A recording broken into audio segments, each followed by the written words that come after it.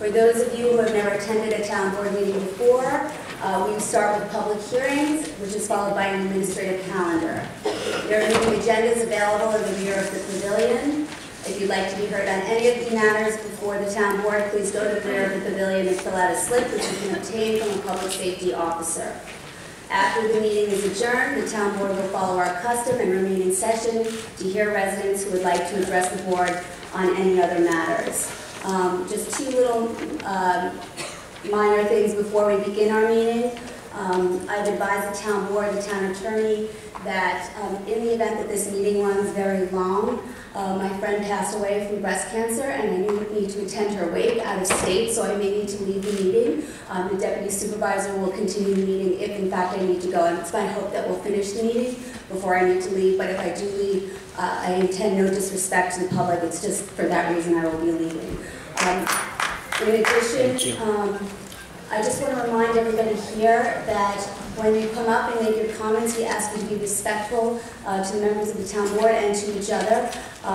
If you're not respectful, we'll remind you that we need to be respectful, and if you can't be respectful, then we will have to ask you to leave. All right, Madam Clerk, will you please call the roll? Councilman Ambrosino? Here. Councilman Blake? Here. Councilman Diaz-Bazita? I am here. Councilman Dunn? Here. Senior Councilwoman Gooseby? Here. Councilwoman King-Sweeney?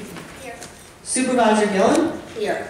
Also in attendance this morning, we have Receiver of Taxes, Donald Xavier Clavin, Jr. Here. All right, I would ask Councilman Bruce Blakeman to lead us in the Pledge of Allegiance. Okay. Please join with me. I pledge allegiance to the flag of the United States of America and to the republic for which it stands, one nation, under God, indivisible, with liberty and justice for all.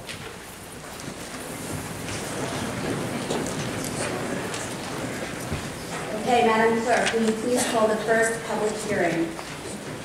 Proposed local law regarding regulations and restrictions to limit parking in East Meadow, Franklin Square, Hewlett, Merrick, and Seaford.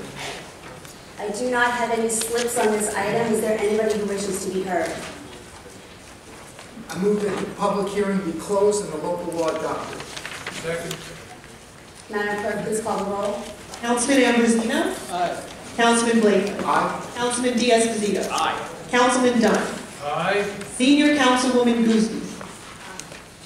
Councilwoman King-Sweeney? Aye. Supervisor Gillen? Aye. Madam Clerk, please call the next item. Proposed local law regarding parking or standing prohibitions in Belmore, Franklin Square, and Levittown. I do not have any slips on this item. Is there anybody who wishes to be heard? Hearing none, may I have a motion? I move that the public hearing be closed and the item adopted. Second. Madam Clerk, please call the roll. Councilman Ambrosino? Aye. Councilman Blake? Aye. Councilman Diaz-Bazita? Aye. Councilman Dunn? Aye. Senior Councilwoman Gooseby? Councilwoman King-Sweeney? Aye. Supervisors Gillen? Aye. Madam Clerk, please call the next public hearing. Proposed local law regarding arterial stops in Levittown, Merrick, and Westbury. I do not have any slips on this public hearing. Is there anybody who wishes to be heard? Hearing none, may I have a motion? I make a motion that the hearing be closed and move the items. Second. Madam Clerk, please call the roll. Councilman Ambrosino? Aye. Councilman Blake? Aye. Councilman Diaz-Bazita? Aye. Councilman Dunn? Aye. Senior Councilwoman Gooseby? Councilwoman King-Sweeney? Aye. Supervisor Gillen? Aye. Madam Clerk, please call the next public hearing. Proposed local law regarding traffic regulations in the vicinity of schools in Elmont. Councilman Anderson, you have a motion? Madam Supervisor, I move that we adjourn this hearing till the night meeting on February 20th to allow the people in the neighborhood to comment on the item. I second. Madam Clerk, will you please call the roll?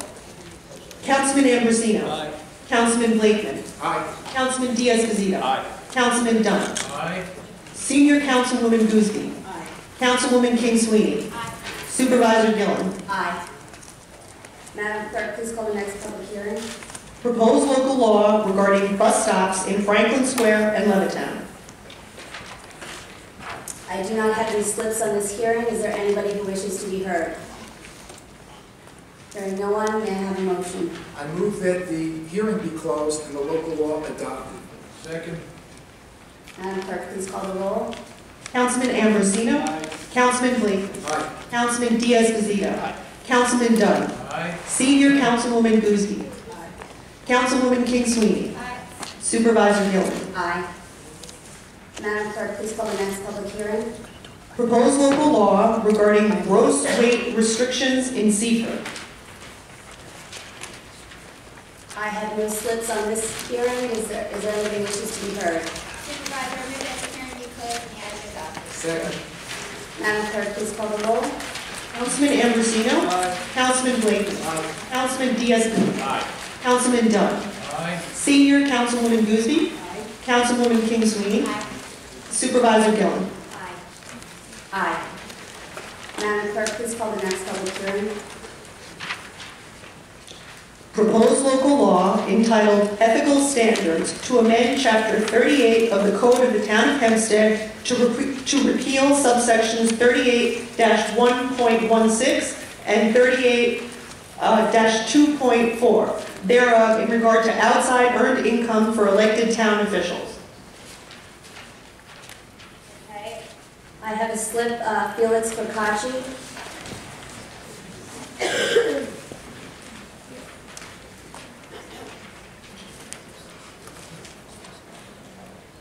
Felix Procacci, 1165 Barn Street, Franklin Square, New York.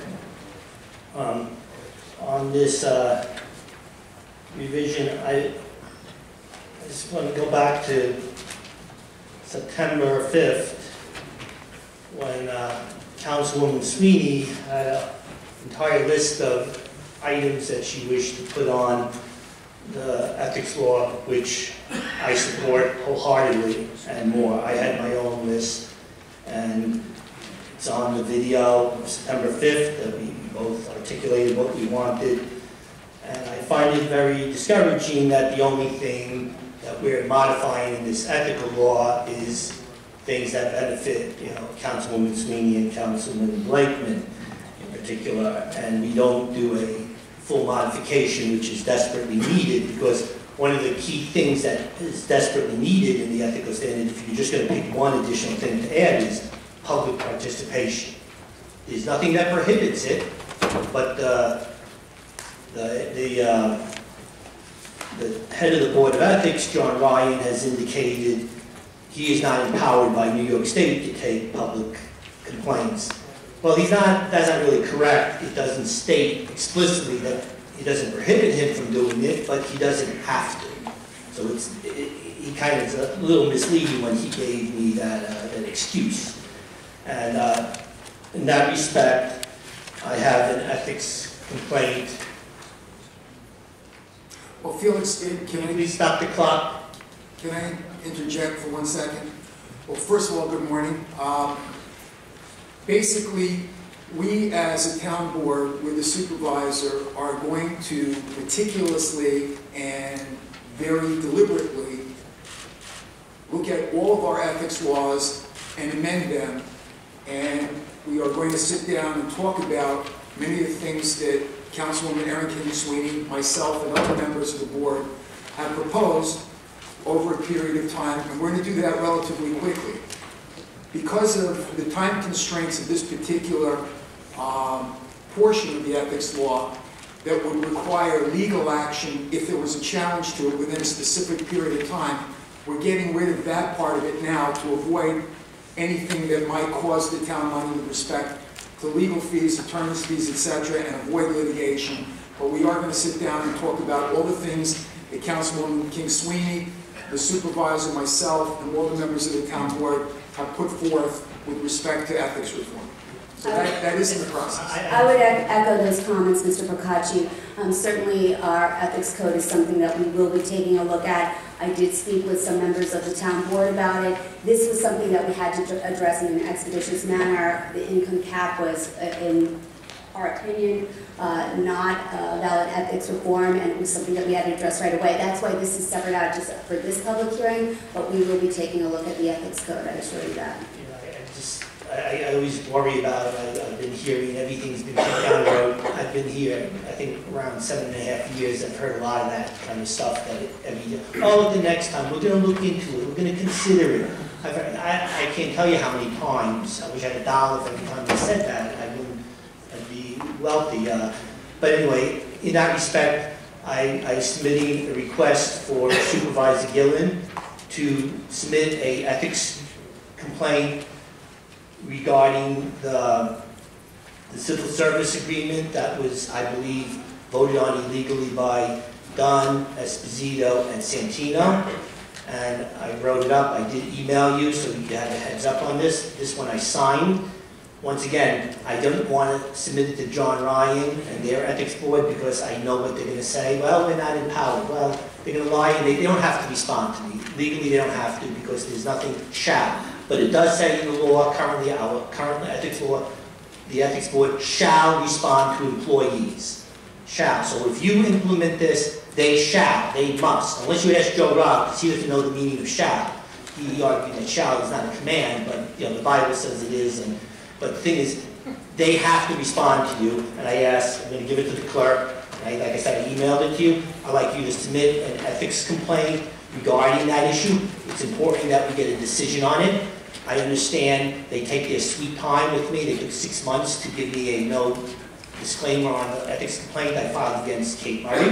I proposed my own ethics law back in 2015, and many of the members of the board were here, and nobody echoed concern for ethics when Kate Murray used the town's animal shelter for her district attorney campaign.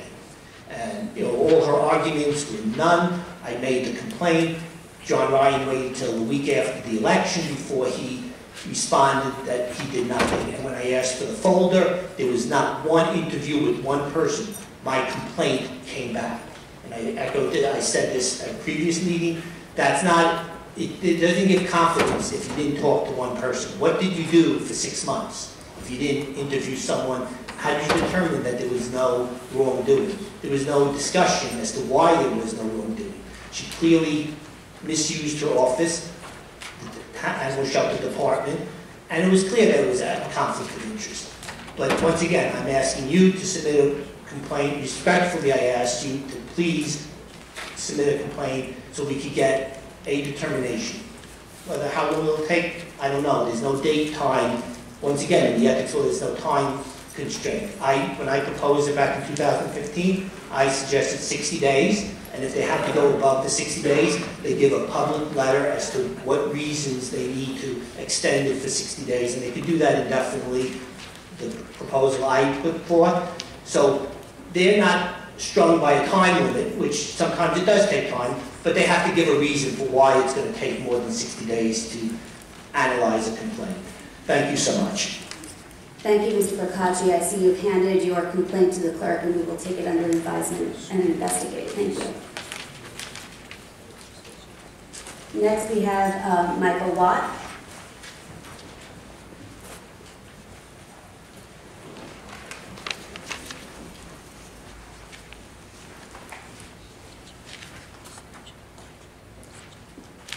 Good morning.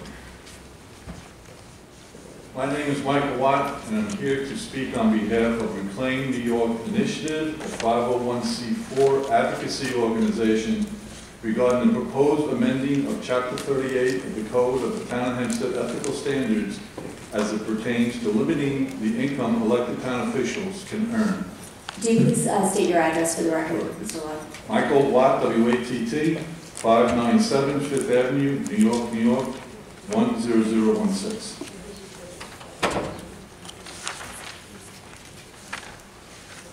Did you identify that you're from Reclaim New York, sir? Reclaim New York Initiative, a 501c4 advocacy organization. Being ethical is like being pregnant. You either are or you aren't. And you are no less pregnant when you're 8 months along than you are at 1 month. So it stands to reason that an elected official's ethics will not be impacted by how much money he or she earns in addition to fulfilling his or her duties as a council person.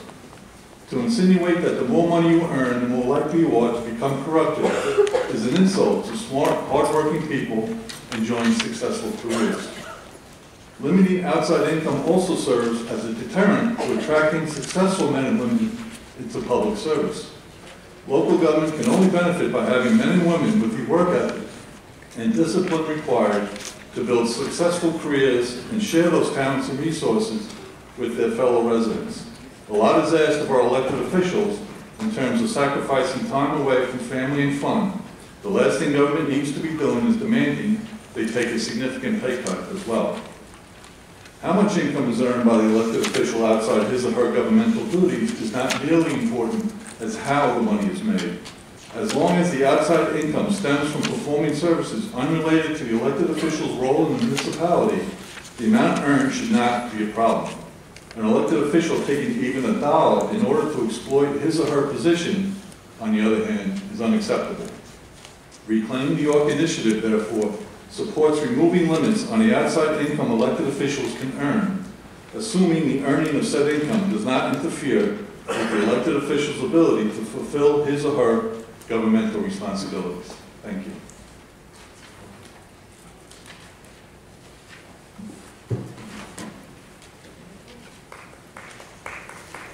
Do not have any other slips on this public hearing. Is there anybody else who would like to be heard?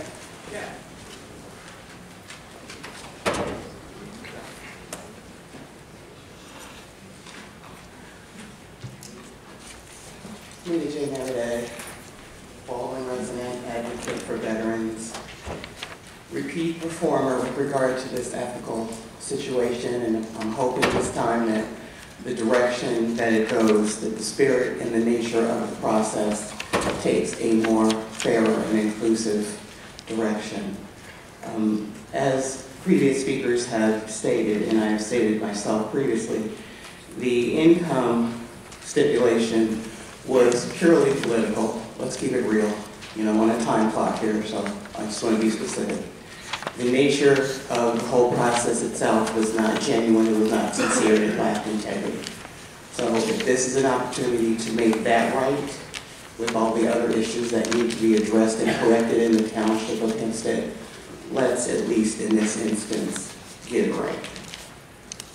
Again, as was previously stated, I'm not really in the mood to be repeating other statements, but we need an opportunity to recruit the best and the brightest to represent the interests of this township. We need to have the opportunity for them to do what they need to do to be successful for their own families so that they can protect the interests of all of our families and the many underserved and underrepresented constituencies in this township. So again, we are looking to you, our leaders, and our newly elected supervisor to get this right. And for those who had an opportunity to do the right thing previously, this is a new year, this is a new day. So we are looking for you this time to get it right. Thank you. Is there anybody else who would like to be heard on this hearing?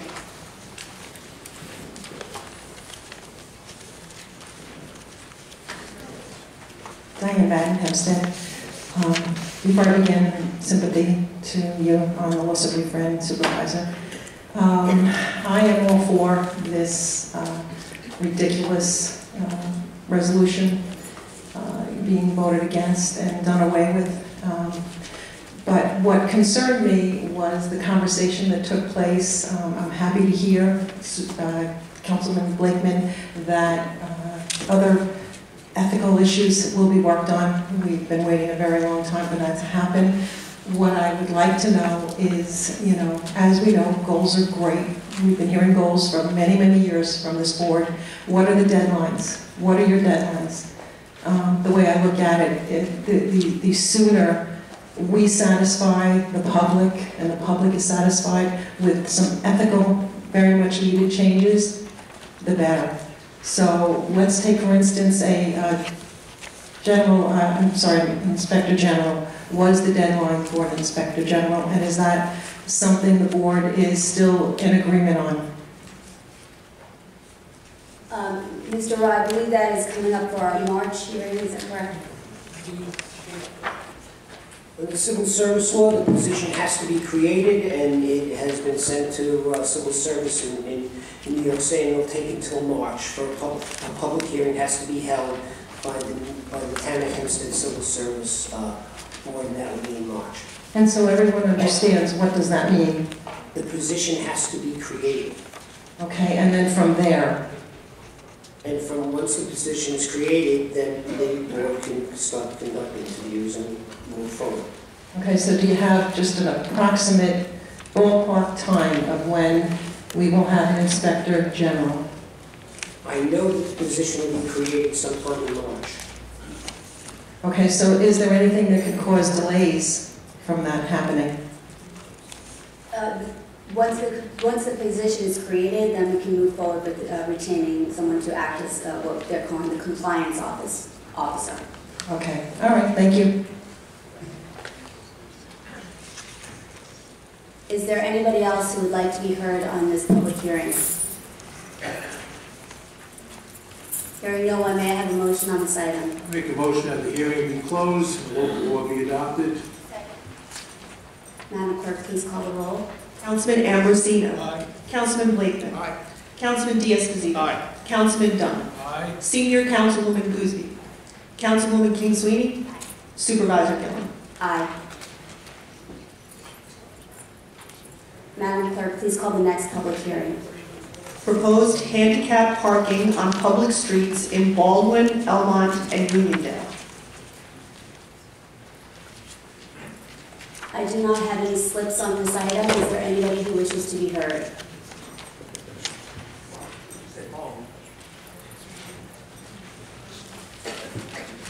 Me, Jim Meredith, Baldwin resident, would just like to know the background for this particular law and what streets are impacted. Mr. Reed?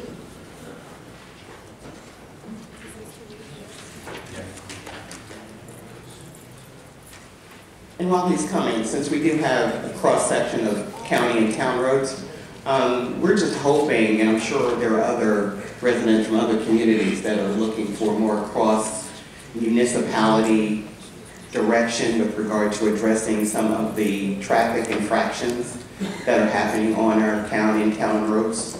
Aside from the pothole issues that are becoming like mission impossible, but I get it because of the weather. But we're having issues where buses are parked, or school buses are being parked in places that are dangerous for pedestrians as well as drivers. And we have people who are parking clearly on areas that have no parking. So I'm just hoping that the town and the county can kind of work together to better address that, because, you know. If you provide us with some specifics of where you're seeing problems, we'll look into that. Okay. Mr. Reed, can you speak to this item? Yes. This is a handicap item for a resident who have requested handicap parking in front of their home. And as of today, once it's been approved by the town board, we will issue a work order to have the sign installed for this resident. Okay, so for as it pertains to Baldwin or all of these, it's for residential for their home? Yes. Oh, okay. Majority, yes. Okay. So there's no other like main streets, or we're not talking Grand Avenue or things like that? Well, I mean, we have an issue here in Franklin Square for New High Park Road, which is a county road, and they requested our assistance to update the parking in that area. So I had to modify some parking restrictions lanes in some areas to implement no stopping anytime. And then around the crosswalk area, which you don't want cars parking.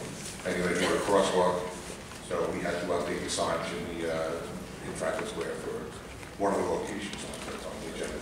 Okay, and you will be informing law enforcement of these changes again, so Yes, and again, the restrictions, the police department get notified of the restrictions.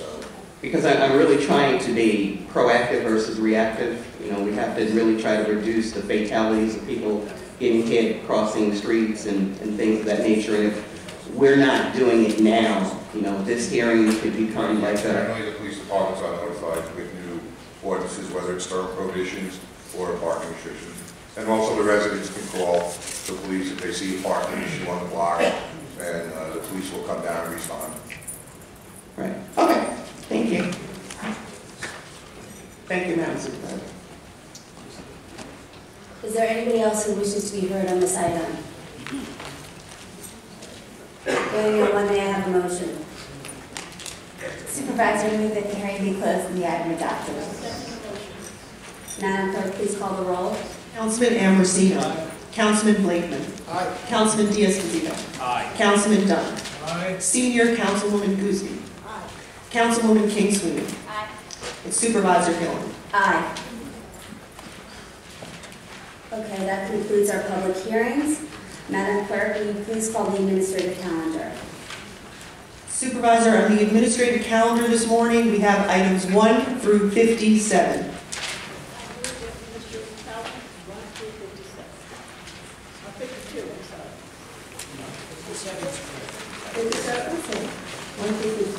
Second.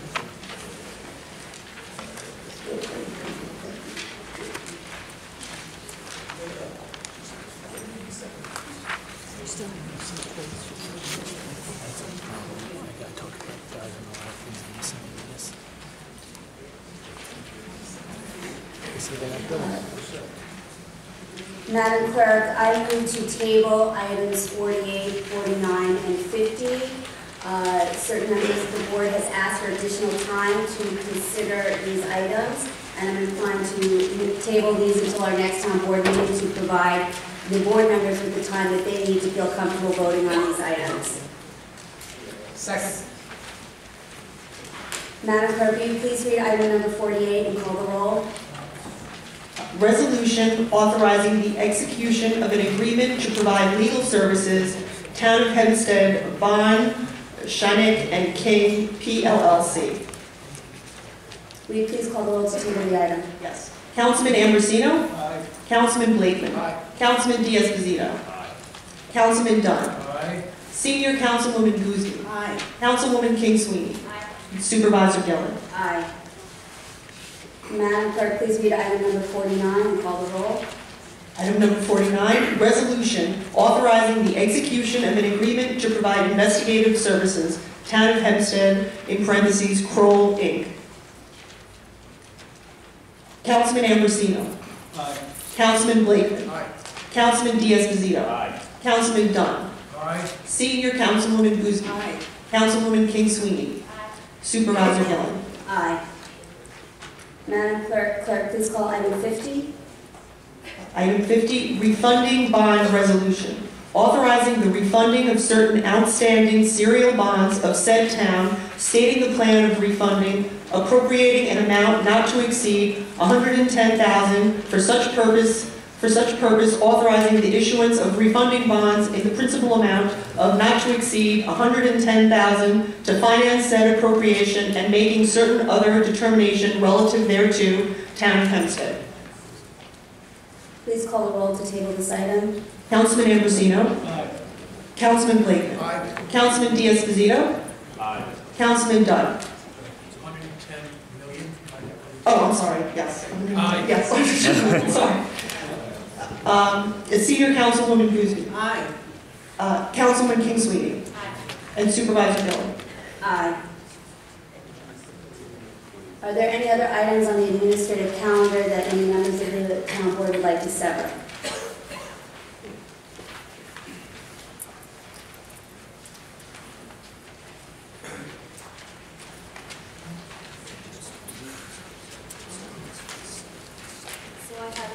I have a number of slips of people who wish to be heard on the administrative calendar. Donna Casaza.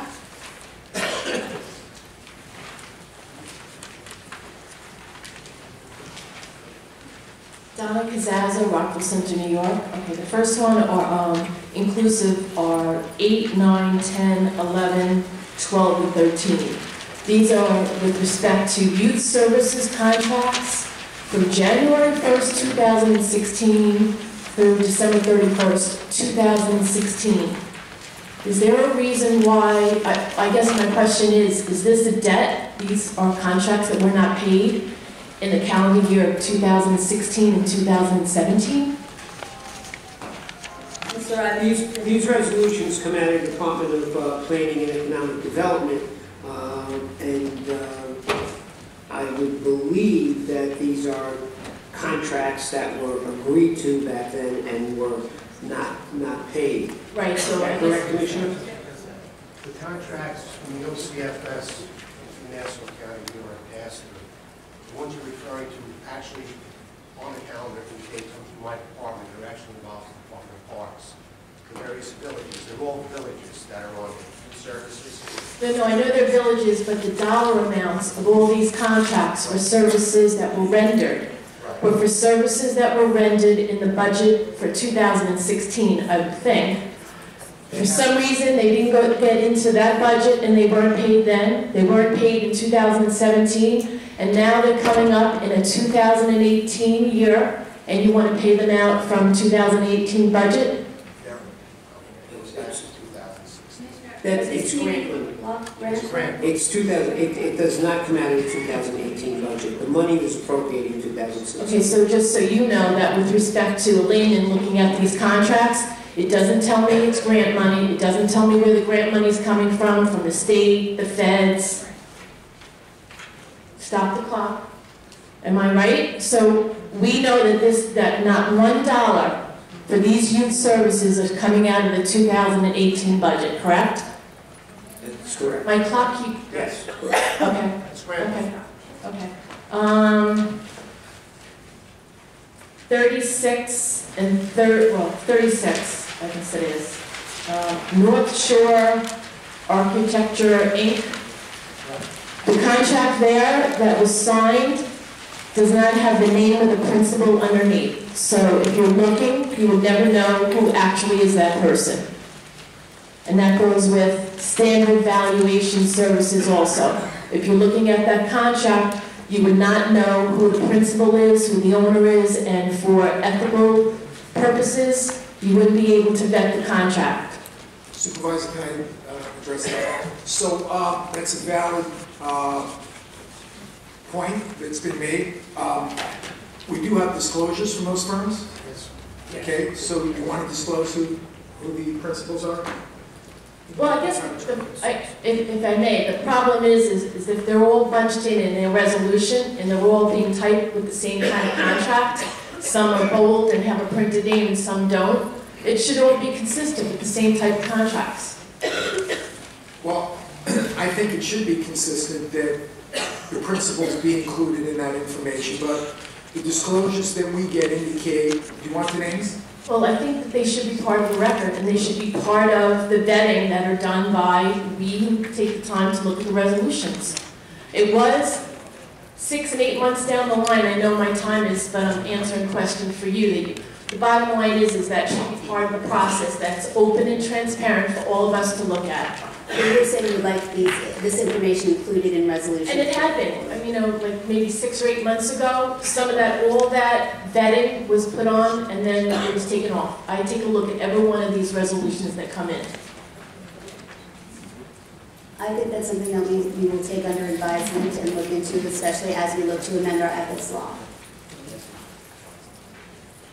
Next is, I think it's 38. And my question on this one is Power Sales Charter, Inc. Now these contracts look like they're subsidized by HUD, correct? What number are you looking at? 38. So part of 38 was one contract wasn't signed. I don't know who the principal is, but Power Sales Charters, Inc. This particular contract, you're approving this particular company and you're saying there were 4 responses to this contract. But you're not telling us who the other 3. We'll call it was an RFP. Who were the other 3? What was the dollar amount that they did?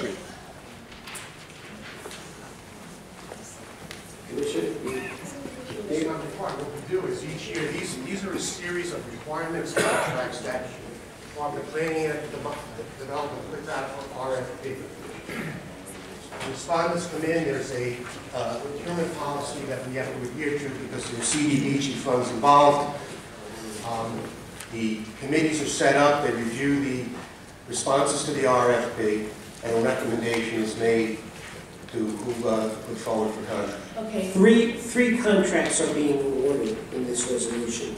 Each for $30,000 each, correct? They are requirements contracts. What that means is none of these people are guaranteed a penny of that money unless they do some type of work for the department. That will depend on what type of funding we receive in the coming year. including any state or additional federal grants. So it's very possible they'll get nothing. All right, so here's my problem. You had 4, 1 didn't make the muster. Power Sales Charters Inc., I've been monitoring this particular company for the last couple of years. Do they have present contracts with the town of Hempstead right now? Not with the town of Hempstead per se. If they have a contract with planning, I wouldn't know about that. All right, well, they do, because I've seen their name on your roster for the last few years. This is a single-family house in East Rockaway. That's why I've red flagged this particular contract. And before this one is awarded, I think we need to know what the past contracts have been with the town of Hempstead. My understanding is this particular company has a Gmail of the individual principal only. He has no other work that he does. And if this is HUD subsidized, I think this contract needs to be vetted more before it's awarded.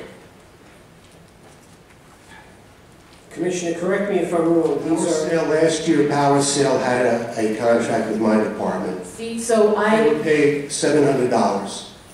Okay, they were paid $700, but they have the ability to make up to $30,000, correct? So, but what I'm saying to you, at least validate the fact that I have been monitoring this particular appraiser. I don't think, if this is a HUD subsidized, he does have the ability to make $29,300 more. I think it needs to be vetted. I'd like to know what his resume is, since out of 4 resumes, 1 was chucked out. We don't get to see who the other one was, and I think there needs to be more vetting in these contracts. Mr. Bakers, was last year the only year that Power Sale had a contract with us? I have to go back, Council, and actually look. These come through the department and stuff like that. And were there any issues last year? We've never had any issues with any of these. No, again, but because we've been in the mantra of rubber stamping, most of the contracts have come through here. We are going to do some ethical looking. I'm just letting you know that this is one of the areas that need to be vetted. Again, I don't know if this appraiser has done any other work. He has a Gmail. And again, it's a single-family house on the water in East Rockaway, which red flagged me 3 years ago. They've had a contract at least for 3 years. Thank you for your comments. Mr. Zaza, as you know, we have a new statute that will be bringing in a compliance officer, and hopefully when we bring in a compliance officer, that will give the public more confidence in the contracting process. Next, we have Diane Madden.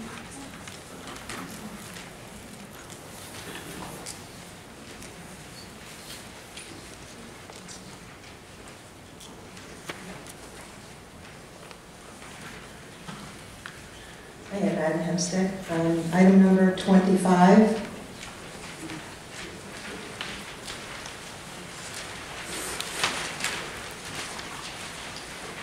Could someone tell me a little bit more about this contract, which I raised this issue last year when this board passed this ridiculous wasteful irritant that they spray at the front door? What number are you asking? 25.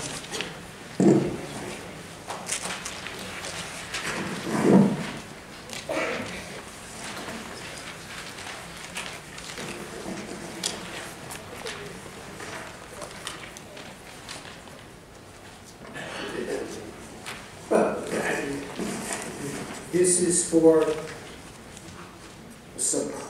it's supposed to keep the air fresh, or the scent fresh in the animal shelter.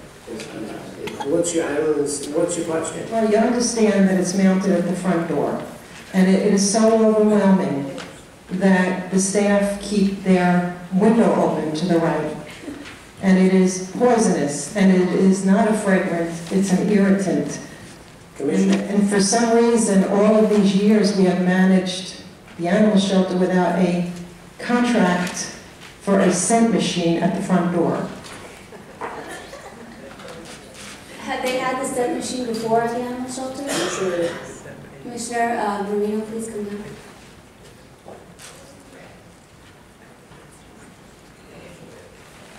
Morning, Supervisor, board members, senior councilwoman Goolsby.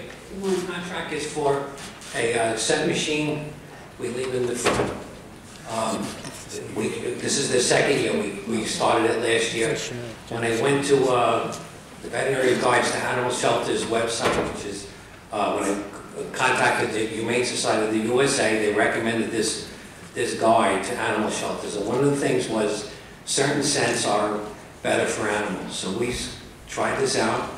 I actually thought it worked. I thought it's not that overpowering. I go in there and I think it helps with the scent of the animals. There's a lot of bleach and other smells in there, and I think it actually alleviates it. You may disagree with. Well, there's no bleach in that area.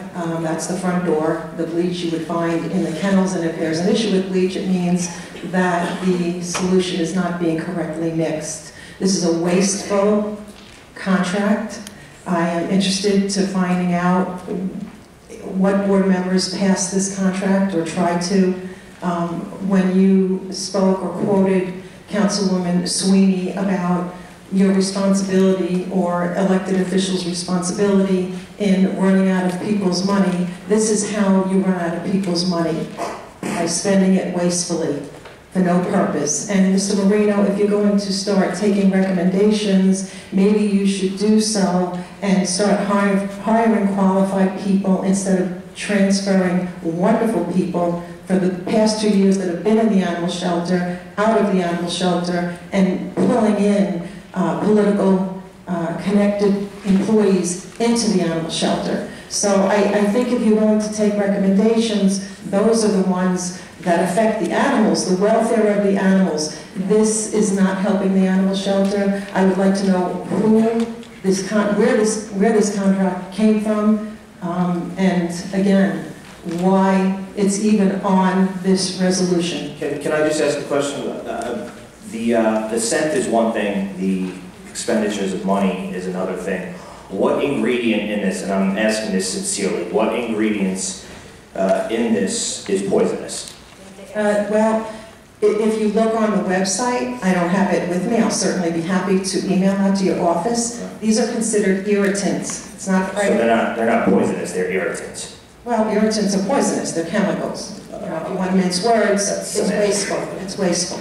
Okay. And in fact, what happened, they tried to mount this right outside an office, and because the employees started becoming ill, they moved it to the front door. So now the scent basically blows out the window or out the front door. Understood. Just trying to identify the poison, that's all. Well, I will happily email you what is in these scents and fragrances, which are irritants. So, you know, on another note, these are the things that the public is very unhappy about seeing. You know, contracts like this that spend the public's money. This is why I asked for a deadline as to ethics reform. When a inspector general is chosen, it cannot just be for $5,000 or $10,000 or $20,000 contracts. It's this kind of money that we also have to keep an eye on. Thank you.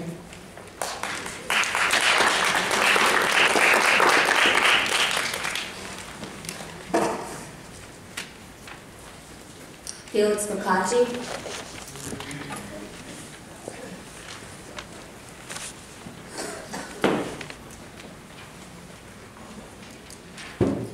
Felix Bocacci, 1165 Bond Street, Franklin Square, New York. Item number 45, case number 7, the resolutions regarding personnel. I stated last time that we should put a hold on all of this, especially if you're going to hire people that could be fired, could be let go, that's fine. But if you're hiring people that we're giving raises to people who, under the current CBA, as it's understood, salaries can't be reduced, nothing could happen unless they commit like a major crime, and we know we don't even punish that in this town, that we put a hold on everything.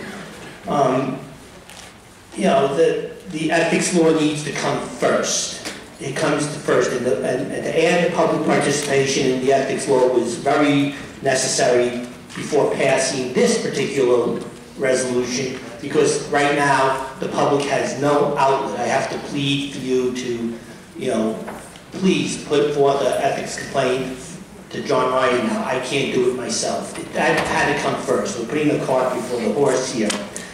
on this current ethics, this resolution regarding personnel. Michelle Hansen, I have her from See-Through New York.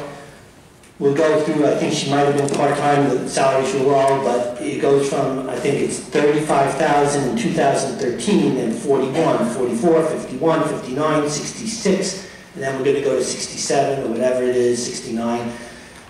Whatever, it's almost doubling her salary. Then her husband, once again, doubling the salary within, 2014, 2013 to 2017, in 5 years. And there's no accountability, as people would love to have their salary doubled in that short period of time. I don't think the average person gets that. I don't think these are justifiable. Michelle Hansen, just December 12th, acting on behalf of Supervisor Santino, let the clock run, not for me, the one who raises hell here, but another guy who's talking very respectfully to the board regarding his father, the plumber, and Michelle Hansen, on behalf of Santino, let the clock run while other officials were speaking. She has violated, and I have on video, numerous times, the ethics, violating the public offices law, the federal... let me speak, please. You will have your turn. I don't think it's very appropriate what you're saying about Ms. Hansen. I am speaking accurately, and I can verify everything I say with video, unlike what you say. Okay? It's simple as that. And let me finish speaking, and then you can speak. She has given money. Regular the Board of Election Records have shown that her family has given money to D'Esposito, Santino, Murray, Erin King Sweeney. So she's giving campaign contributions. I'm actually not sure that's accurate. Well, it's on the list, either her husband or her. But it came up at the Board of Elections I looked up last night. Anyway. Mr. Procacci, with respect to some of the personnel resolutions that involve my staff, I need to bring my staff on in order to perform my duties. I said in the meeting, as long as those people can be let go, that's fine. If you're going to bring people who aren't going to fall under that CBA agreement, that you're bringing them on, and then they have that, like everyone else. Like I said, if I worked for the Trump administration, if Trump quit, if Trump didn't get elected, I'd be let go. That's the name of the game here. What happened on December 12th was not the norm. Transferring and promoting 192 people en masse under secrecy of the board and everything, with no justification. Even Mr. Santino could not justify to the public why he did it. Mr. Ross said, and I quote, "It speaks for itself." The agreement speaks, I mean, come on. It speaks, that's what they say when they don't want to explain their decision. And like I've pushed all of you to do this, you're not required by law, but it's important for the public to hear this. And the reason why it's important to have that ethics law for the public is because we don't have any outlet. Everything with us is in Article 78. Everything, imagine if every time you had to punish your kids, you had to file an Article 78 first. You had to hire an attorney. Would they ever get punished? No. Would anyone ever get punished if you had to go through an Article 78 first? That's the only punishment. When you guys violate my rights or the rights of other people in this room, the only outlet we have is hiring an attorney and doing it ourselves and learning how to the court system, which is very daunting. At least $700 in fees just to get past the door.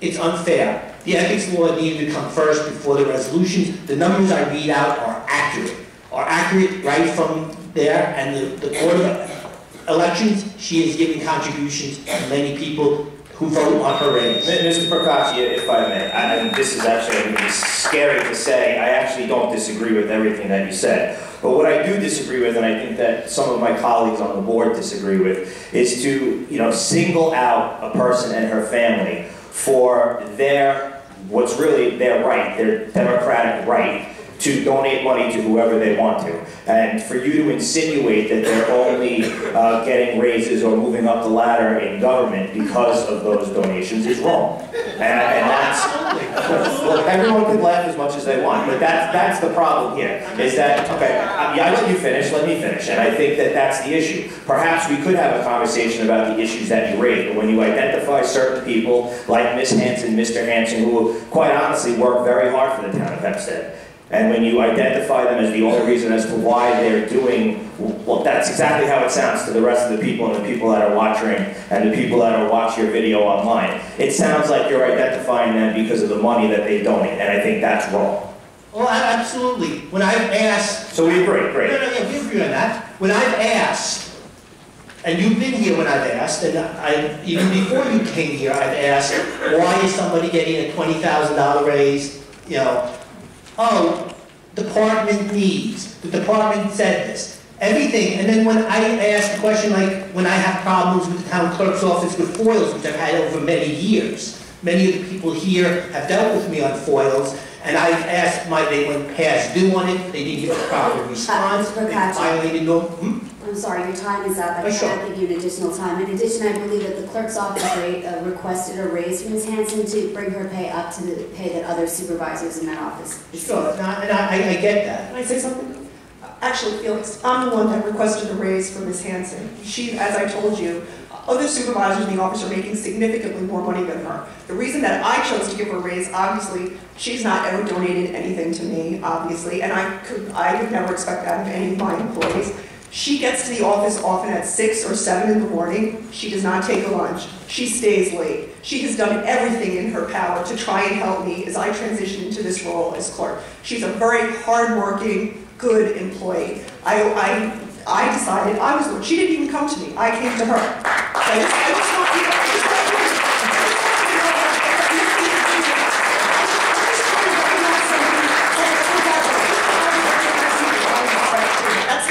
I did it. Sure, that's fine. Okay, we have to move on to our next. It does violate the constitutional rights of many residents. She's an employee. She's doing what she's told. She's not trying to violate anybody's rights. Okay, the next person I have is Rory Gordon.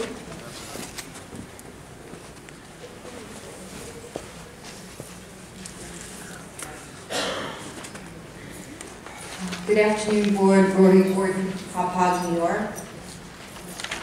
I just wanted to, on number 38, which was already discussed, power sale charters, DBA power sale appraisals.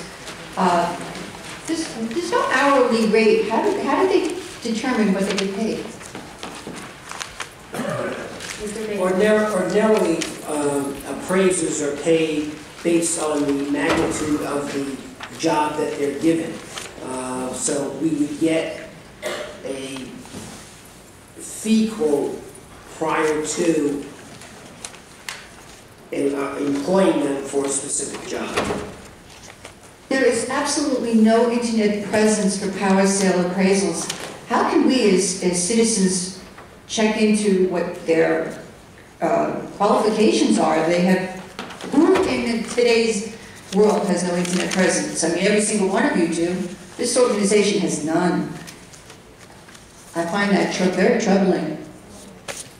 We did just discuss this item, but if you'd like to hear it again, we can call Mr. Baker to actually talk about power sale.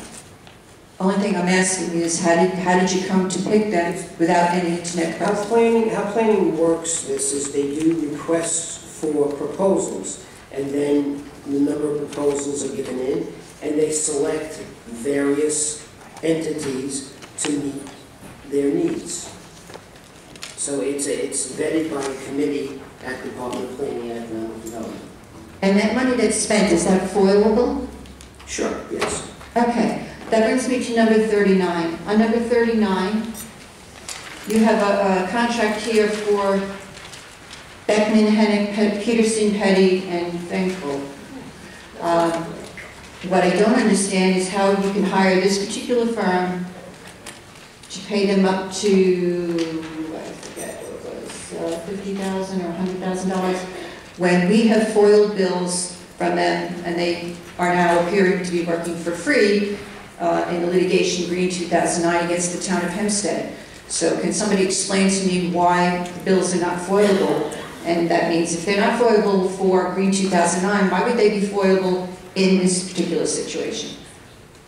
Well, I think I disagree with your premise that the bills are not foilable. Their bills are foilable.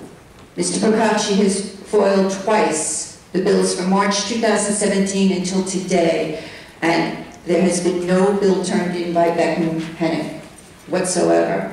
As of today, as of March 17, $700,000 has been spent in litigation fees in this particular case. That's $700,000 of the taxpayers' money that could go to, Jesus Christ, so many good programs that we have.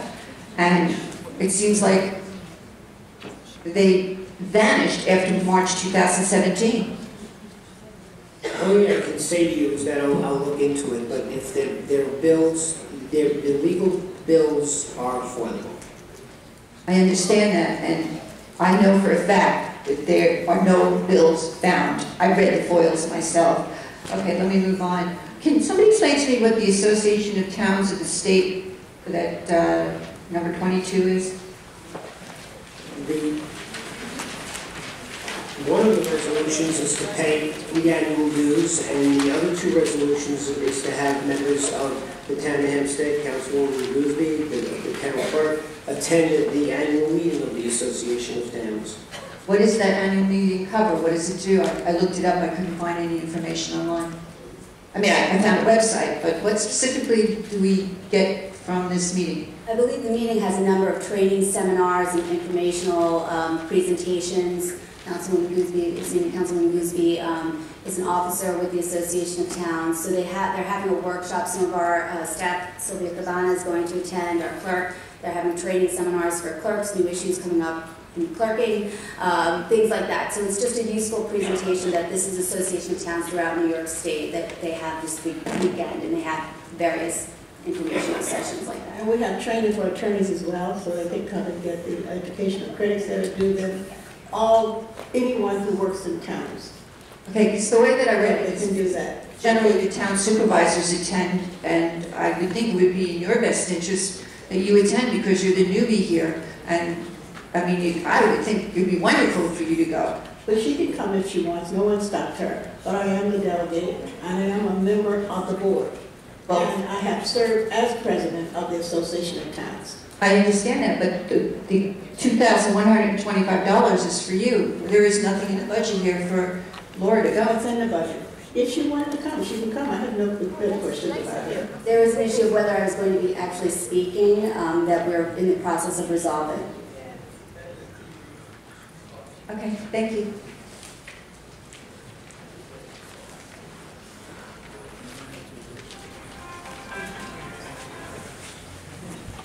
Mary Ellen Cray.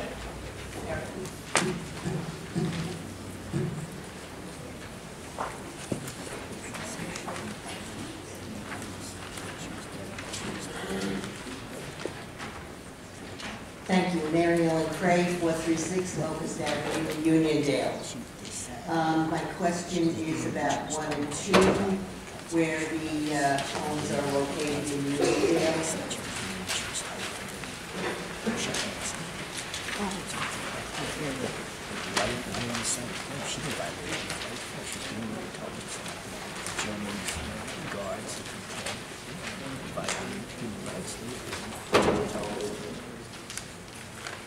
I'll never go.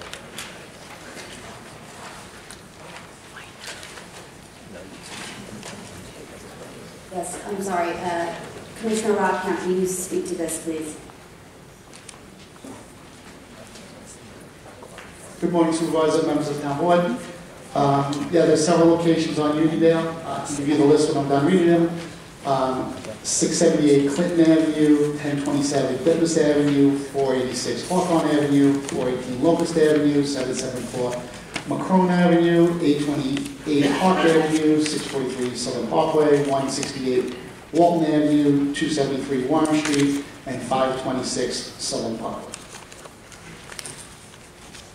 And then on number 2, the assessment for services. Those were included in our second chart. I see, thank you. On item number 30, removing premises from the GSS district.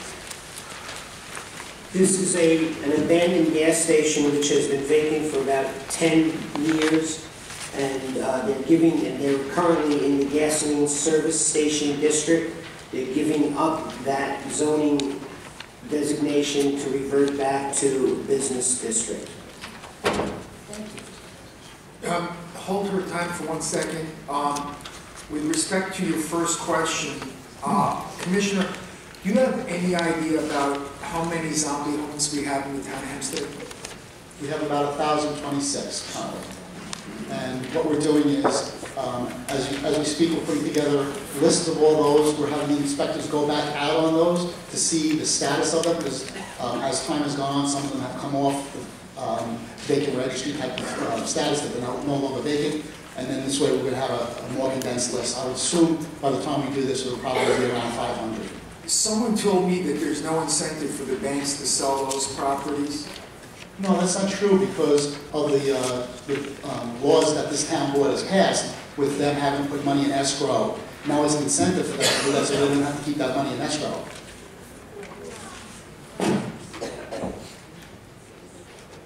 Yes, we've had 2 homes on Henry Street which had been boarded up and so on, which are now occupied. I don't know if they had been sold, and it's very nice to see that there are people in those now. But it is daunting to look at the number of homes throughout the town, especially on this particular list, to realize I didn't count them up, but I bet it's going up to 75. So it's quite a number and quite daunting when you think about it. Thank you. Thank you. Next we have Mary Gardner. She doesn't want to speak right now.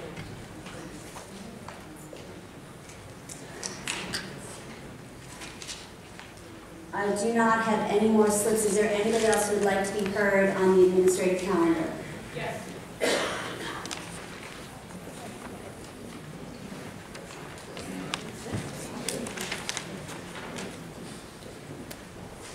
Hi, my name's Patty Miller, downtown East Meadow.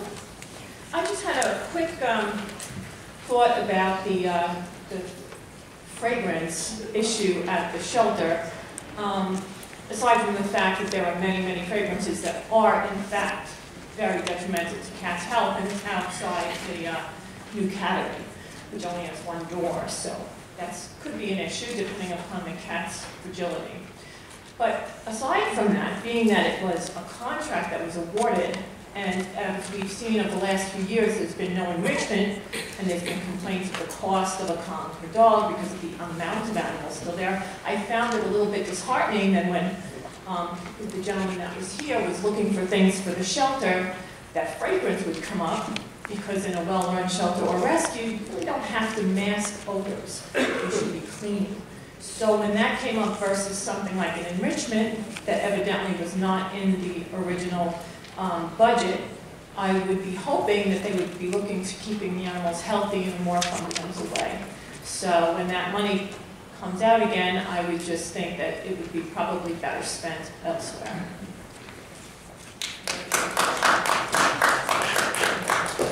Is there anybody else who wants to be heard on the administrative calendar?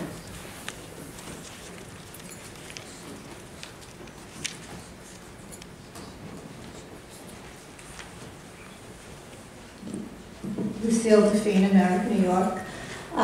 Yes, that's exactly what I wanted to point out as far as contracts and money being spent on the animal shelter.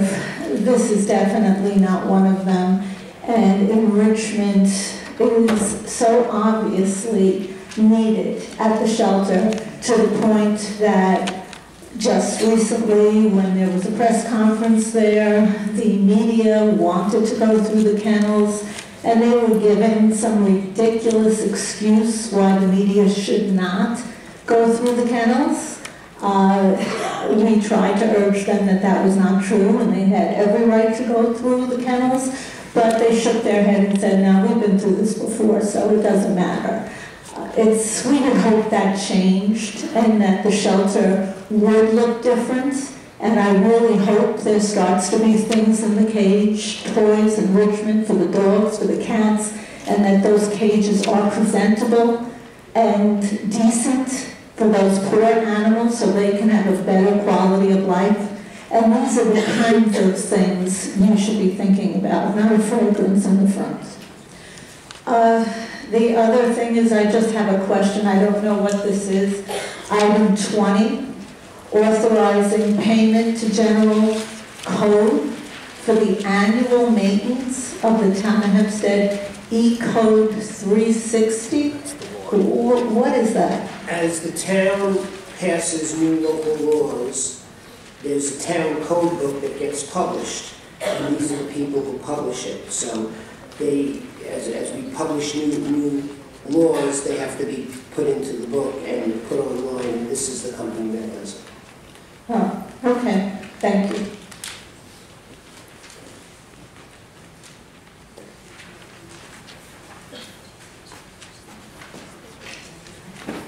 Rita J. Merriday, Baldwin resident. Let's see, Councilman Esposito, there's an agency for toxic substance and disease registry that can give you a list of perfumes and things of that nature that, yes, can be poisonous and toxic, not a problem. And for someone like myself, as a 9/11 first responder with COPD and other certified conditions, the rugs that I inhale as I come to these meetings, between whatever is blowing out of the system here, is very toxic to me and my health. But because of the need for those who cannot be here, I have to come before you on these occasions. I'm glad that someone asked a question about the zombie homes, and to know that there's over 1,000 in this list today. There are 110 of these homes that are listed as open and abandoned. And in previous meetings here, I've been asked whether I knew the gentleman who serves township with regard to veteran services, Mr. Rick Gales. I have met him on numerous occasions, and I'm still very upset with regard to the lack of extensive resources that we need for a township that has, according to the U.S. Census as of 2016, over 28,000 veterans. And we also have what is listed again, but there is no integrity in the due process of the numbers, over 3,900 veteran businesses. Not to mention there are about 15,000 minority-owned and about 16,000 women-owned businesses. Why do we put those numbers out there? As previously mentioned with regard to contracts, I have yet to hear, and maybe I've missed it, but I seem to have been at quite a few of these town meetings over the course of years. I've yet to hear or see any type of intervention, inclusion, or outreach with numbers that speak to benchmarks in terms of how many veteran, women, and minority-owned businesses are involved in any of these practices and procedures, from professional services to the actual shovel-ready type, architecture and construction. Can someone speak to that? Well, can I ask the town attorney a question?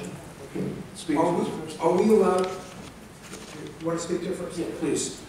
We are trying to develop, right now, we're in the process of developing a registry of veteran-owned businesses, so we can try to match them with whatever contracts are going out and see if they are readily available and able to do any of the contracts that we have coming out. So we are working on it. It's time-consuming.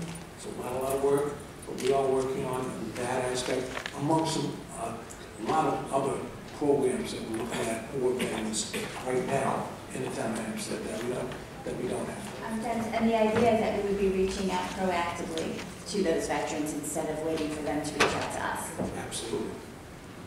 Okay. Are we allowed by law, Mr. Rod, to create preferences for veterans? No, you're not. What are we allowed to do to help veterans?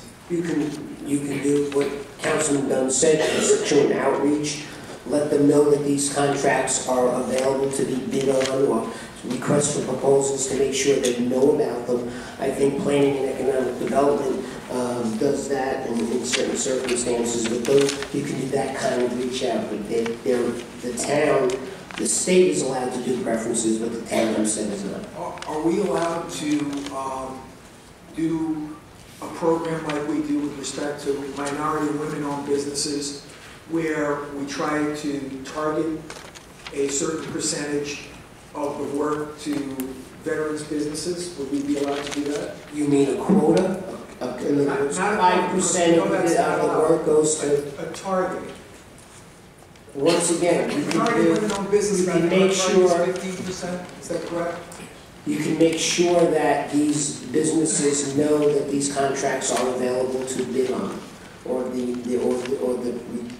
town is asking for requests for proposals, and make sure, instead of just doing the publications that are allowed by, required by law, you can send out direct mail to them to let them know. Those are the kinds of things you can do. Would we be allowed under the law, let's say, I think for minority and women-owned businesses, our target's 10% or 15%? Does anybody know the answer to that question? 15. So let's say we said, you want to come forward? Sure. And while he's coming forward, just because there is a law per se that does not negate the responsibility or the, let's just say, the innovation from the township, considering the percentages that you have in this area to actively, to proactively address that. And just quickly to Councilman Dunn, I'm curious as to who is the we and how is this happening? We is me. Okay. And I've reached out to, I know we spoke numerous times. I was hoping that you would actually maybe assist us in this effort of compiling this list. I know we've had this conversation many times. I had asked you to send me a list because I assume you have a list. If not, we could certainly do it on our own. But I'm going to be the one putting that list together with the councilman. But he mentioned that there was some difficulty, and the problem that I'm having is, as far as sending you a list, you have to develop that internally, and the integrity of the listing that's on the Census Bureau has not been proven. There's no due diligence on what's listed as to the 3,900 listed veteran-owned businesses that are here in the township. You would have better access to get to them, and I would be willing to assist you in providing that due diligence to make that happen. But if I had not brought this up at this occasion, when would I know? When would that list be out, and when would these opportunities be available? But we'll talk. Okay. Thank you. Happy to. And to the other councilman's question, I think you were referring to the targets that the state mandates us to follow when we receive money, particularly the Governor's Office of Storm Recovery. It's 15% for women's owned business and minority owned businesses each. Is there any target under the state law for veterans? No. No, there is none. And how would I know that? Only because I've been doing this for almost 20 years. If you remember, the county, we did include, so we're looking to do that here, include veterans as a minority-owned business. But federal funded projects, and I see that you do have some federal funded projects on here, particularly item number 39, where it says federally funded community development activities. There's a 3% mandated goal just for service-disabled veteran-owned businesses, not veteran-owned businesses. But I would think there should be a good faith effort to be inclusive of all veteran-owned businesses as we pertain to these types of projects. So I am encouraged, at least by this, and he has spoken to me, to his credit. So I do look forward to working with him in that regard. And while I still have some time, thank you. Thank you. While I still have some time, item 34, just curious as to the rescinding resolution awarding a contract of site work. Just if I could get a little more background on that one. Item, let's say 34. Yeah, item 34. I believe the original bidder backed out of the bid, and we just... Supervisor, if I may. You're talking about the one at Shell Creek Park and Island Park? Yeah. I think what happened was, from what I understand, and I could be corrected by Commissioner Lino, but from what I understand is that there was a contract, an RFP put out for a contract to do work to make our bathrooms and some walkways ADA compliant. Upon review by the town Parks Department, we decided that we were able and had the ability and workmanship to conduct the work in-house. So we canceled the bid and did it with our own CSEA workforce. Okay, and are we doing that same review process with other projects that we're utilizing our... I can only speak on the parks in my district, but I know that was the case. That was the specific case for this Shell Creek Park and Island Park. Okay, thank you for that. Item 15, accepting the bid from New York State Governor's Office, the storm recovery project for permanent generator for Meadowmere Park. I'm not sure where that is located. Oh, I want to tell you where that is. Meadowmere Park is just south of Kennedy Airport, and it is just west of Rockaway Turnpike. There is one road in, there is one road out. It is a very small, lovely community of which my nephew lived there. He was a member of the volunteer fire department, and unfortunately, he died on the job as a state court officer in 9/11, lending first aid to a woman in Tower 2 when it collapsed on him. So Meadowmere Park is very dear to my heart, and it's a wonderful community that was hit very, very badly by Superstorm Sandy, and they have a lot of needs and a lot of issues as a result of that storm, and we're just trying now to do our part to get them back after, you know, what they've been through is a tremendous hardship. You ought to go visit that community. It's a very, very beautiful and interesting, small, close-knit community in Nassau County that you would never know was there. I've been past there because I had to go to traffic court in that area, so I'm familiar with that. The reason I asked about that resolution, my question was, are all firehouses supplied with the adequate generators pertaining to these types of resources? Because I know the firehouse that's right around the corner from me was very timely and supportive of our residents, as all of our firehouses are, particularly in times of need. So my question had to do with that. And lastly, on item 47,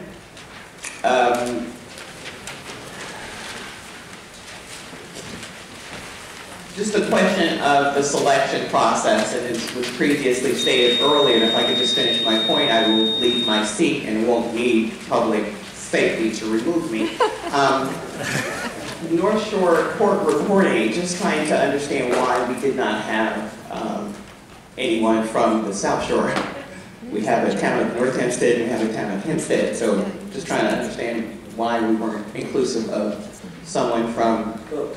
North Shore Court Reporting Agency, who I think might be located in right over the border in North Hempstead or Oyster Bay, a number of years ago started work for the town of Hempstead, and their numbers are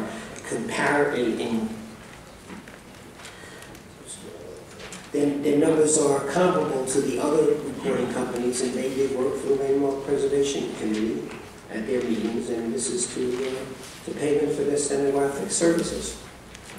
Okay, but I'm still asking as to why we're not looking at these local businesses in the town of Hempstead, because we're paying taxes here, and it would be nice if we can be inclusive of not only veteran minority women, but also local businesses, which is an initiative. There are other stenographic reporting services that we use in the town. Okay.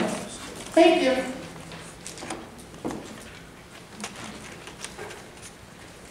Is there anybody else who wishes to be heard on the administrative calendar?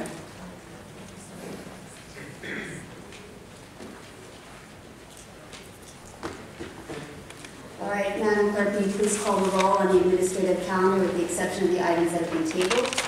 Councilman Ambrosino. Councilman Blakely. Aye. Councilman Diaz-Pasito. Aye. Councilman Dunn. Aye. Senior Councilwoman Guzdi. Councilwoman King Sweeney. Supervisor Gillen. Aye. May I have a motion to adjourn? Second. Madam Clerk, will you please call the roll? Councilman Ambrosino. Aye. Councilman Blakely. Aye. Councilman Diaz-Pasito. Aye. Councilman Dunn. Aye. Senior Councilwoman Guzdi. Councilwoman King Sweeney. Supervisor Gillen. Aye.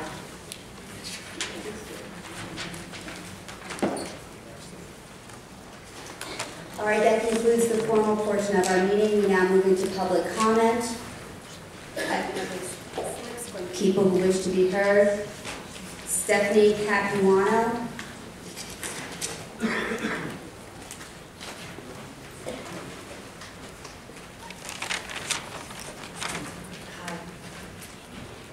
Thank you, Laura.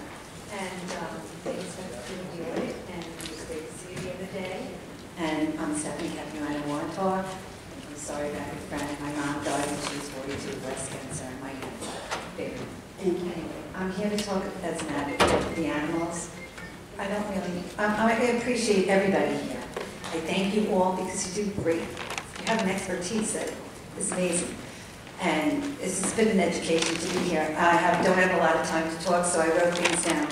You're all important to me, and you do a great public service, and I hate to just sit here and complain, but I want to thank you and celebrate our differences. True rescuers know how little it takes to make an animal happy and a content animal, and you strive for that. We're devoted. And you better believe if I saw a shaking dog, I'd be soothing him. I'd be outside taking a leash and walking a dog. I'd be walking through the cat room, greeting them with respect and dignity, and a commitment to do anything I could to save that animal. I would not be leaving early during a snowstorm. I'd be trying to make it better. It's not just a job.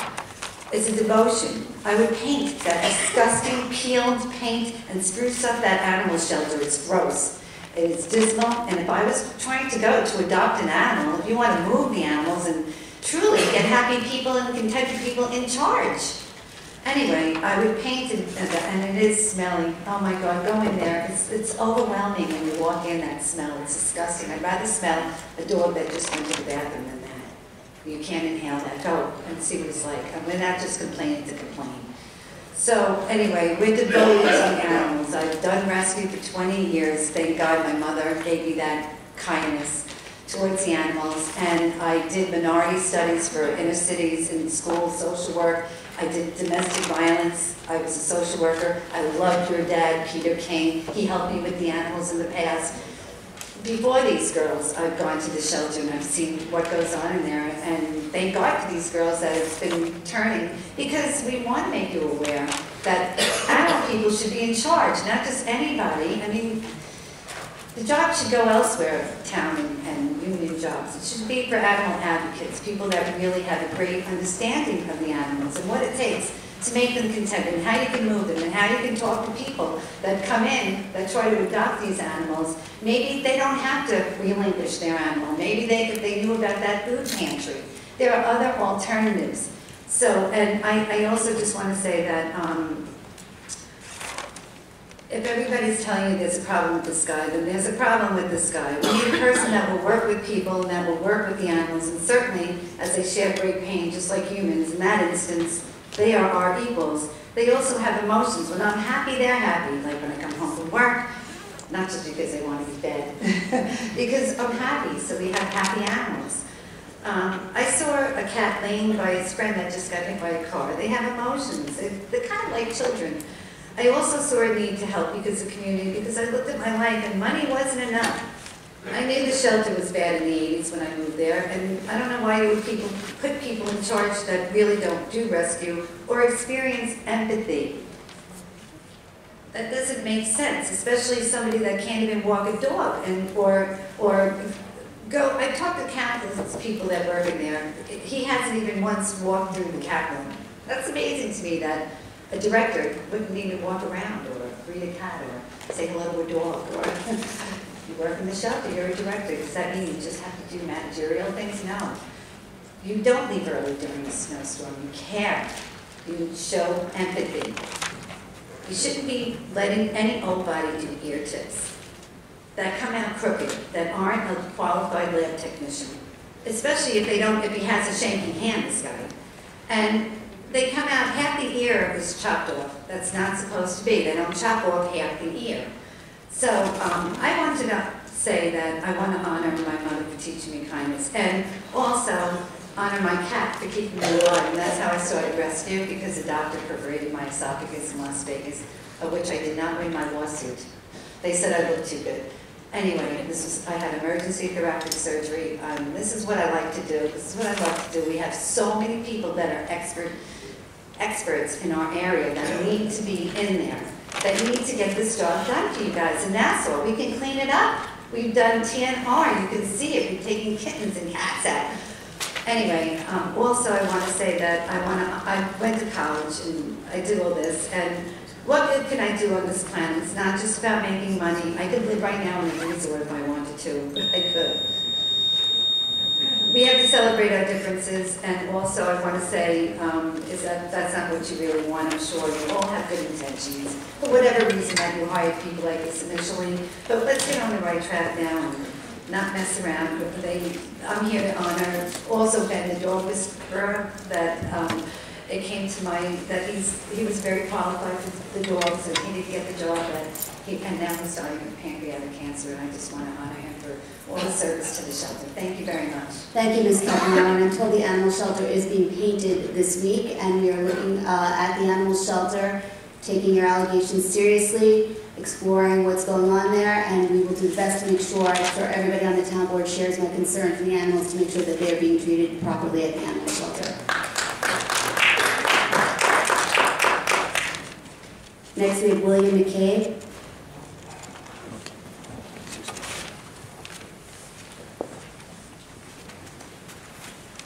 William McCabe, Floral Park, New York. Mr. Robb, who determines what steps are taken and what steps are taken in a lawsuit that is against the town? Mr. McCabe, if you're speaking with respect to your lawsuit, the free air lawsuit, we are aware of the decision. We're exploring our options right now. We can't reveal privileged confidential communications, but the board is now considering what the next step is to do with respect to your lawsuit, and I expect that we'll have some resolution on that fairly soon. Well, there's a conference tomorrow with the judge on that lawsuit. And there's been the outside counsel, Berkman and Hennig, whose information and bills I foiled, and I haven't gotten those foils either. And Felix has foiled those for the free air case as well, so I can back up what Rory was saying. But anyhow, there's been that outside counsel asked for a discovery. That outside counsel asked for depositions and has appealed. And the town lost the lawsuit. The judge has determined it to be unconstitutional to charge for air, compressed air, because there's a state law that supersedes that. So it's unconstitutional, and the town is appealing it, and has petitioned the judge to appeal it tomorrow. Is that something that the board intends to do? But for the benefit of the public, there's a temporary restraining order. The case is not settled. You're a litigant in the case of Hempstead, and we're not going to discuss pending litigation in this room. I am not a litigant. We're not going to discuss pending litigation in this room. So the town is continuing with the lawsuit that 3 council members have openly said they disagree with mandating free compressed air in the town of Hempstead. The town is continuing with that lawsuit, and it is estimated that it will cost over $100,000 to the taxpayers if discovery, if deposition, and the appeal goes through. And the taxpayers need to know that. Mr. McCabe, we are evaluating our position in this lawsuit. That's all I can say right now, but I'm sure that our outside counsel or our in-house counsel will be in touch with your counsel to decide what the next steps are. That's tomorrow. So it's concerning to me that there's 3 council members that have openly come out against this, and the town is continuing to waste taxpayer dollars. And I'm not going to go away. I'm going to continue to publicize that. Councilman, before we say the worst off the off. Without saying anything that could jeopardize our position, tomorrow there is a court hearing on this matter? Yes. Conference. There's a conference. Okay. We will get back. Okay, we will get back to his attorneys if that's okay, Councilman. My attorney has reached out to your office, or not my attorney. I'm aware, Mr. McCabe, we're not going to discuss pending litigation. No we're not going to discuss pending litigation in this room. It's not accurate, but we're not going to. I hope to see that there's something different going on tomorrow at 9:30. Because I'm just going to continue to publicize the amount of money that this is going to cost. And I'm going to continue to come to every meeting and continue to speak on Open Nassau and every other venue I possibly can, and continue to work with all of these other folks that have problems and lawsuits from all of the stupidity and the things that have gone on. The unanswered phone calls, the being forced to vote on certain laws and certain things because that's what the supervisor wanted. All of that stuff is not, we're not going to stop until the money is stopped being wasted. Another $100,000 for this. I just want to There be must clear be that I was not the supervisor No, you in were the not. 3-year case. I am very sorry, yes, you certainly were not. But, I mean, another $100,000. Mr. Blakeman, you just said that you want to save money in litigation by going through all of these different things and by getting rid of some of this stuff. If this goes through, it's going to cost... Mr. Kane, Yes. I can't talk to you about the specifics on advice of counsel. Take it on faith that the supervisor and all the members of the town board are interested in resolving the issue. Okay, that's fine. Thank you. Yes. Stuart Kroll.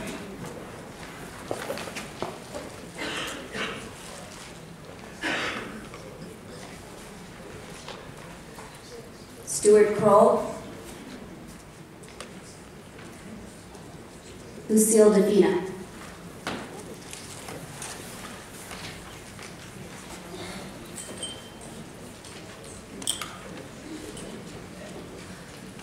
Well, I was going to come up here and continue to speak about the animal shelter, but what just happened and what was just spoken about is very important also. So I think I want to talk a little bit more about these lawsuits, because this is what is happening across the board.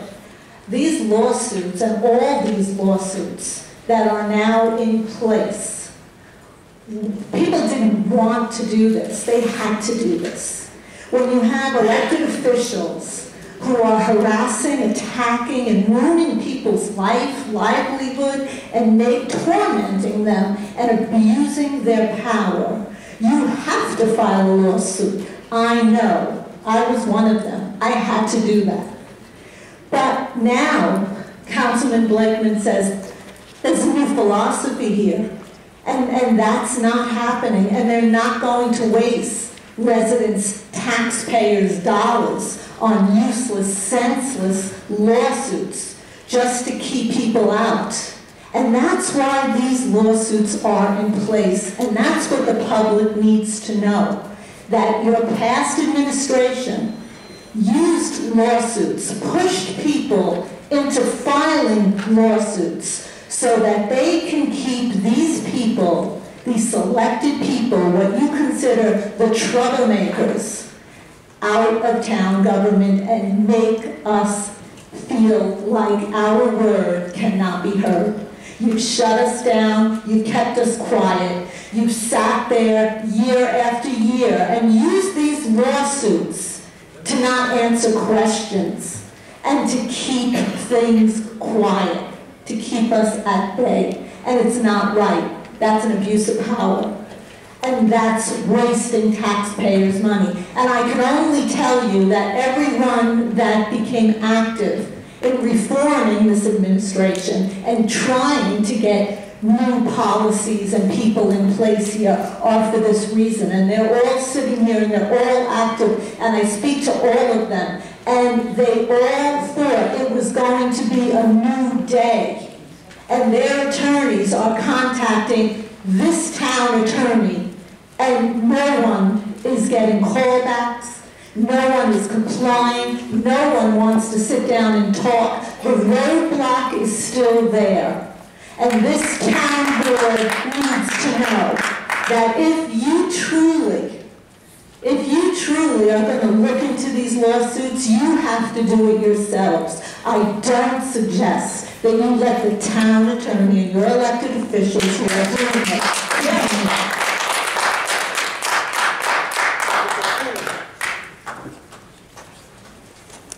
Mita Meriday.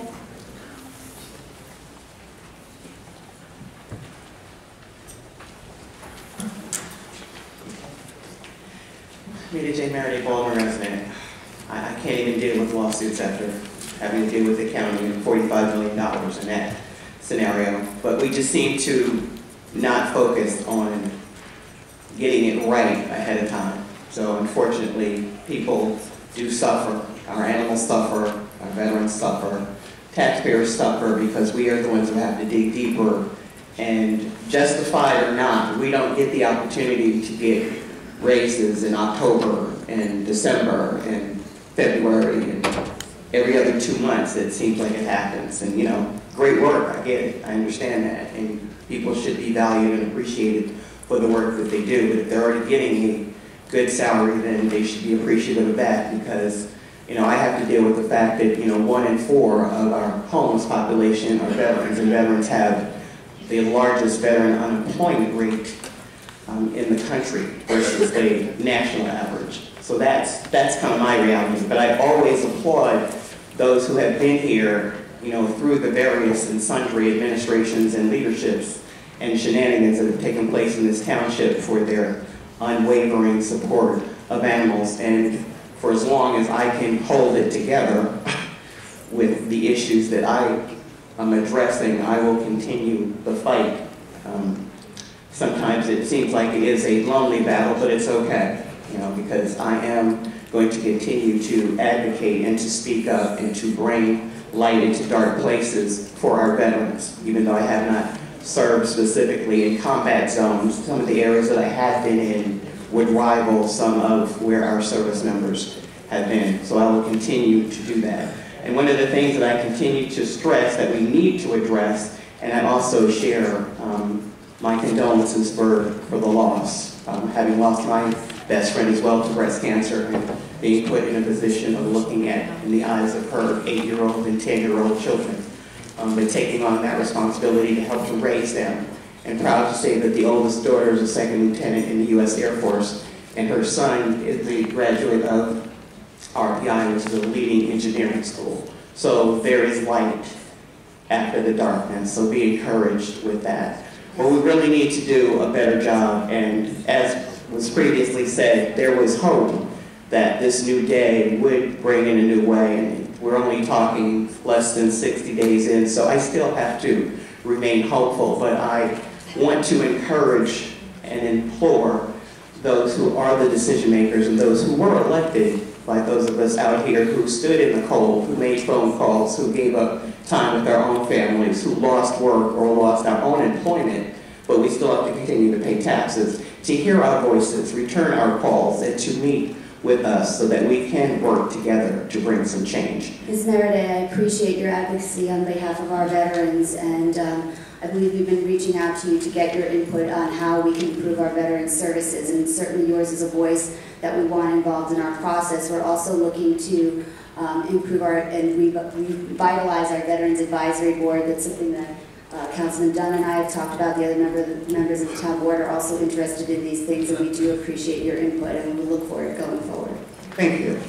Lastly, with regard to a question about the sales tax that we receive from the county-only sales tax and mortgage tax, just have a question as to how that money is distributed through town programs and training. We need training.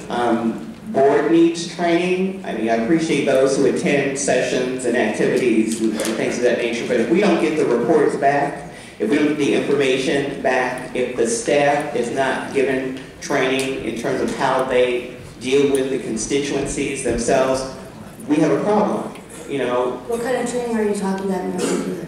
Whether we're talking about diversity training, cultural awareness, sensitivity training, you know, again, residents are very intimidated, even to the point where they don't want to approach this board, which is their right to do, because they feel that they're going to be intimidated, they're going to be yelled at, or as in my own personal case, and I'm still awaiting an apology, threatened with removal for speaking my First Amendment right to freedom of speech.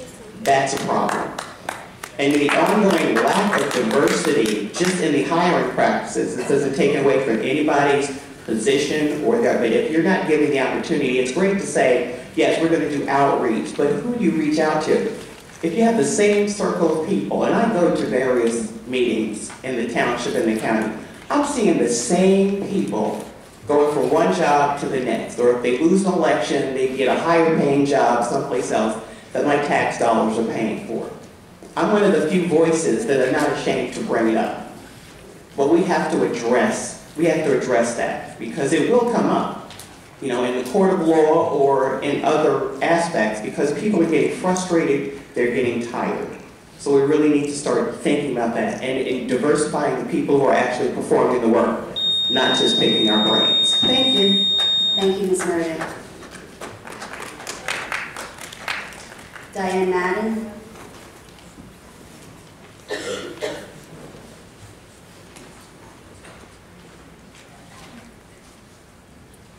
I have a question to start with. For many years, before you were elected, Supervisor Gillen, Mr. Pastore was in attendance of every one of these meetings. I'm just wondering if there, and I don't believe he's here today, I'm wondering if there's a new policy change that is not here, what that reason would be suddenly after January 1st, that this has dramatically changed. I'm not aware of any policy change. Mr. Marino, do you? No, there's not. He just, Madam Supervisor, he's off today. He's off today. I was looking for him at the last town board meeting as well. He's not been at any town board meeting. I believe, if I recall correctly, you did ask him to come up and speak, but he was not present. So, again, just to bring that to your attention. Thank you. I also want to thank you for moving forward with the audit. That means a lot to the community and so much more to the animals than to us. I also wanted to talk about, it's not just the lawsuits that are being obstructed and countless dollars continue to be wasted. And of course, the objective there, previous to your administration, is that this really well-funded, many of these attorneys for Santino and for Kate Murray kept them, you know, really bringing in the money. Joe Ra's answer was always, you know, file a lawsuit if you're not happy. And like Lucille said, people had no choice but to do that. As we speak, there are specific allegations of communications that are not phone calls that aren't being returned. You can make us aware of them, and I'm sure Mr. Ra and I will follow up with them if you're not hearing from our outside counsel in response to calls from your counsel. In terms of litigation, while I can't get into the specifics of any lawsuit, we are evaluating the merits of litigation, and those are discussions between counsel that I can't get into at a town board meeting. Absolutely, and I don't expect you to, but you need to be aware that suddenly all of the hammers have come down on many of these lawsuits, not just speaking about myself. I probably will choose to go to trial. I want it on record what's been going on in this town, what's been going on in that shelter. Not in any hurry, but I want to let you know that a lot of money is being spent on some of these lawsuits needlessly and wastefully, and that's not what the taxpayers were voting for in November. They were voting for change. With regards to some comments that were made against Mr. Procacci, I want to take this time in knowing him since 2010, knowing his dedication, knowing he's in here, filming every one of these videos. What comments are you talking about? The comments when he brought up the issue about the raises. And Mr. Procacci has done all the things he's done to bring transparency. I can't speak on behalf of the taxpayers, but I can tell you that the residents and the taxpayers are more grateful to him than anyone else in this room because he brings transparency free of charge. I also wanted to mention that there is a current, well, she was the employee at the animal shelter, Dolores Stormo, who was a volunteer coordinator with Bite-A-Week for over 20 years, has a background in her expertise, never had a problem at Bite-A-Week, never had a problem at town of Hempstead until Mr. Pastore was hired, and even worse when Mr. Marino took over as a commissioner. They are torturing this woman. She's continuing an arbitration. She is continuing a case that she will surely win. She has been targeted by not only officials to get her out, as they successfully got out all of the other experts, but she's also targeted by some volunteers that were handpicked and planted by Santino and Mangano. So I think you need to be aware of what's going on with these people, and I'm sure you're not, that put all of their faith in you, that they would no longer be tortured. And this is going on townwide. So please take a look at that and find out why her arbitration is even moving forward. Again, she should be back at the animal shelter. She should be helping to take volunteer applications and move forward with that. She should be back to where she was and where there was never a problem until Jerry Marino came in and did Santino's dirty work. So this is pending litigation, Ms.? No, this is an arbitration. Arbitration. Thank you. I think that what also should be discussed at this meeting, this isn't directly for you, Ms. Neville, but we started this meeting with directions that we should all be respectful to one another, respect the board, respect each other, those who have taken the time to be here today. To have speakers, and I don't agree with everything that you said, and obviously that's democracy to disagree, but we have speakers like Mr. McCabe comes up, says his piece, never accuses anyone of any criminal acts. He may disagree with them, but he stands by his beliefs, and I respect that. But when we have people coming up here and basically accusing our workforce of crimes, whether it's abuse of power, whether it's conspiracy, whatever the case may be, I think that this board should stand up for our workforce. If there's an issue, those issues should be sent to the DA's office and held accordingly.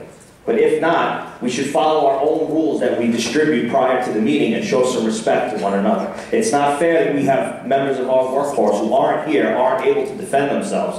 They, if that's what this is going to be, and this is going to be a bashing of our workforce, which you're absolutely entitled to have that.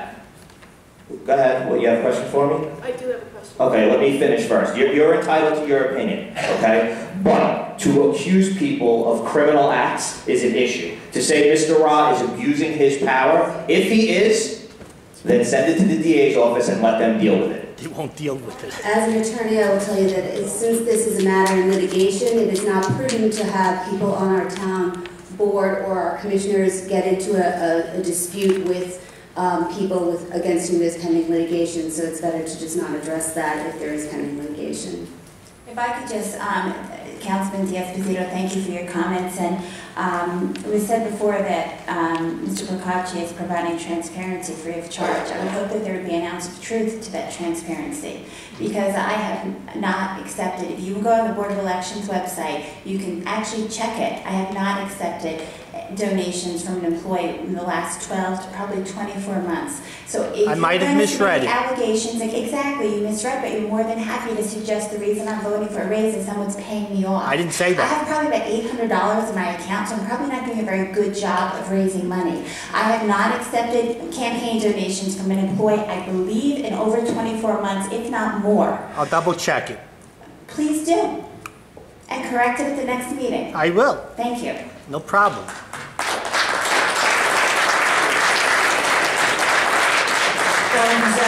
Center. I think a resolution to your idea, one of the resolutions are, if you have directors or department heads bearing any unforeseen circumstances, they should not be having the town of Hempstead days off. Bottom line is they know in a year in advance, those are important dates, that's the time that the public can speak and raise questions. So with respect to the animal shelter, and again, I rarely talk about any department, with respect to that department or any other department, those heads should not be off on the town of Hempstead hearing dates. Second of all, one other thing, just for information, many of the taxpayers that come here don't realize if they go on to toh.li, look on the hearings, and click not just the agenda, but the resolutions, they can find out, if they just read the items, the exact streets that are being paved, the exact zombie addresses, and maybe we can expedite the process here where we're looking at things that are already here, right? The third thing I had a question was, for instance, I'll be out of town for the next meeting, and 56 and 57 on the agenda with have to do with the water districts are a concerning effort of mine. And I listen to the town board meetings when I'm out of state doing business, whatever. And I'd like to know if there's an avenue for people that are homebound or out of state, if they can ask questions while there's a live feed. For instance, last 2 weeks ago, the live feed had 90 people listening. Now, granted, it could be some employees, but there's some valid questions. Is there an avenue to ask questions? I don't think there is at present, but it's maybe something we can look into. Thank you.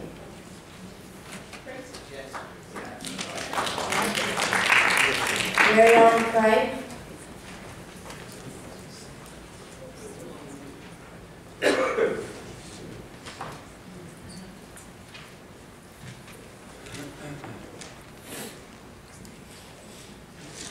Thank you. Mary Ellen Craig, 436. Excuse me, I have a question.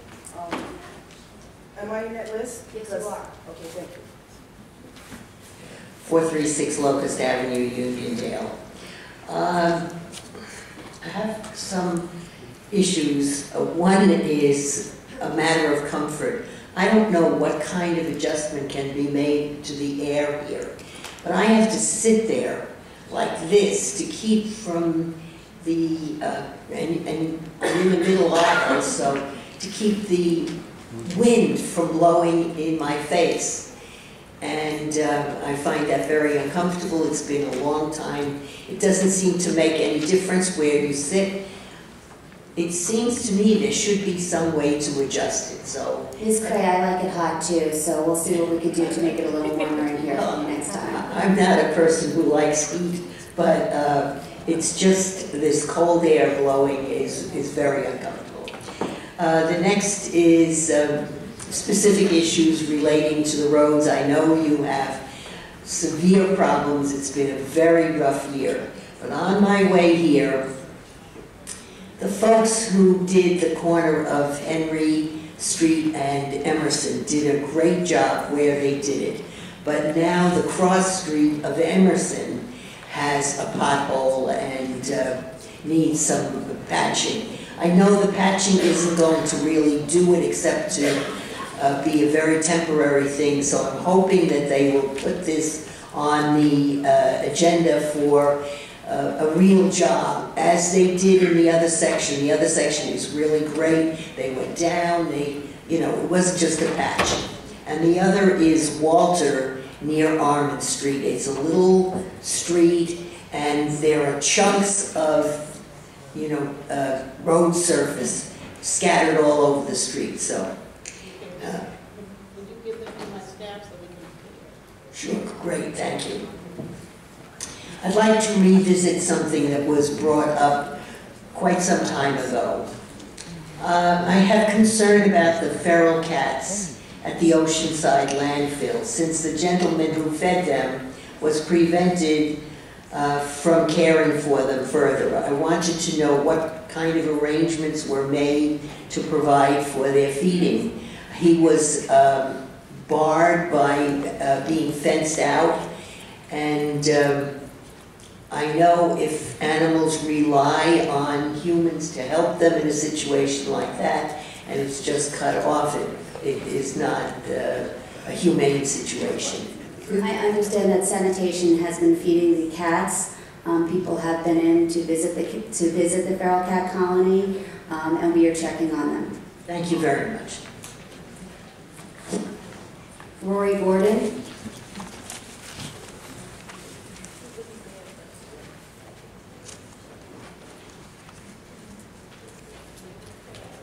Hi, Rory Gordon, Hop, New York. I brought this up at several meetings, the consideration of having more night meetings. Would that be possible? There was a resolution put forward to move more meetings to the evening. I believe we had 4. It was amended and reduced to 2, but at least we got 2 more night meetings. Okay. When employees are speaking today, there was a gentleman who stood over there and spoke to the woman that was here. You cannot hear that on the live feed. Could you please have them sit? Because I watch all the meetings and, okay, I just think it's important. Could you explain to me why Don Clavin now is sitting on the board? Don Clavin is not a member of the town board. He is the receiver of taxes. I know, but why is he sitting there? I mean, all the years I've been attending meetings, he's never been sitting there. The receiver of taxes has always sat here. Sometimes he doesn't stay for the full meetings, but this is his seat, and he has always sat here. That's not true.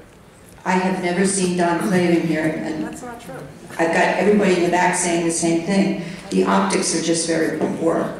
And the reason I'm saying that is, well, first of all, what is Michael Deary's job description? I mean, what is it that he does? Can somebody explain that to me? Ms. Gordon, just to clarify, I've been on the board for 3 years, and I think every single town town board meeting that I've been at, maybe I could be mistaken, one-off, Don Clavin has been here. He used to sit next to me, and For a I few know that seconds. because he used to make me laugh a lot, and I was happy For a when few his spot was seconds. moved because I For a few laughed. seconds. It would be inappropriate. And it is. So, for sure, he's The been Pledge here of for the Allegiance 3 years that stands. I've been on the town board. Well, that is not so if you look at the meetings online. It's For quite sure, apparent. every meeting, it's factual. It's factual that it's not. It's factual it's not. He has not been at the meetings.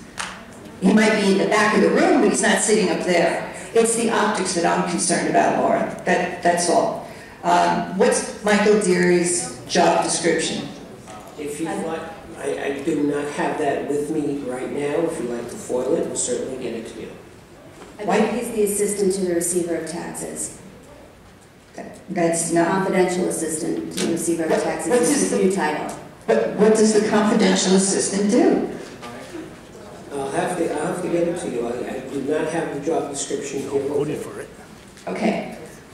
I received this from the receiver of taxes. I received 3 emails. And Laura, this is for you. Okay. Why did I get this is the last page of this email. Okay. What I want to know is, when did we brand Donald Clavin with artwork? When was this approved? And who approved it? That's the first time I've seen that artwork.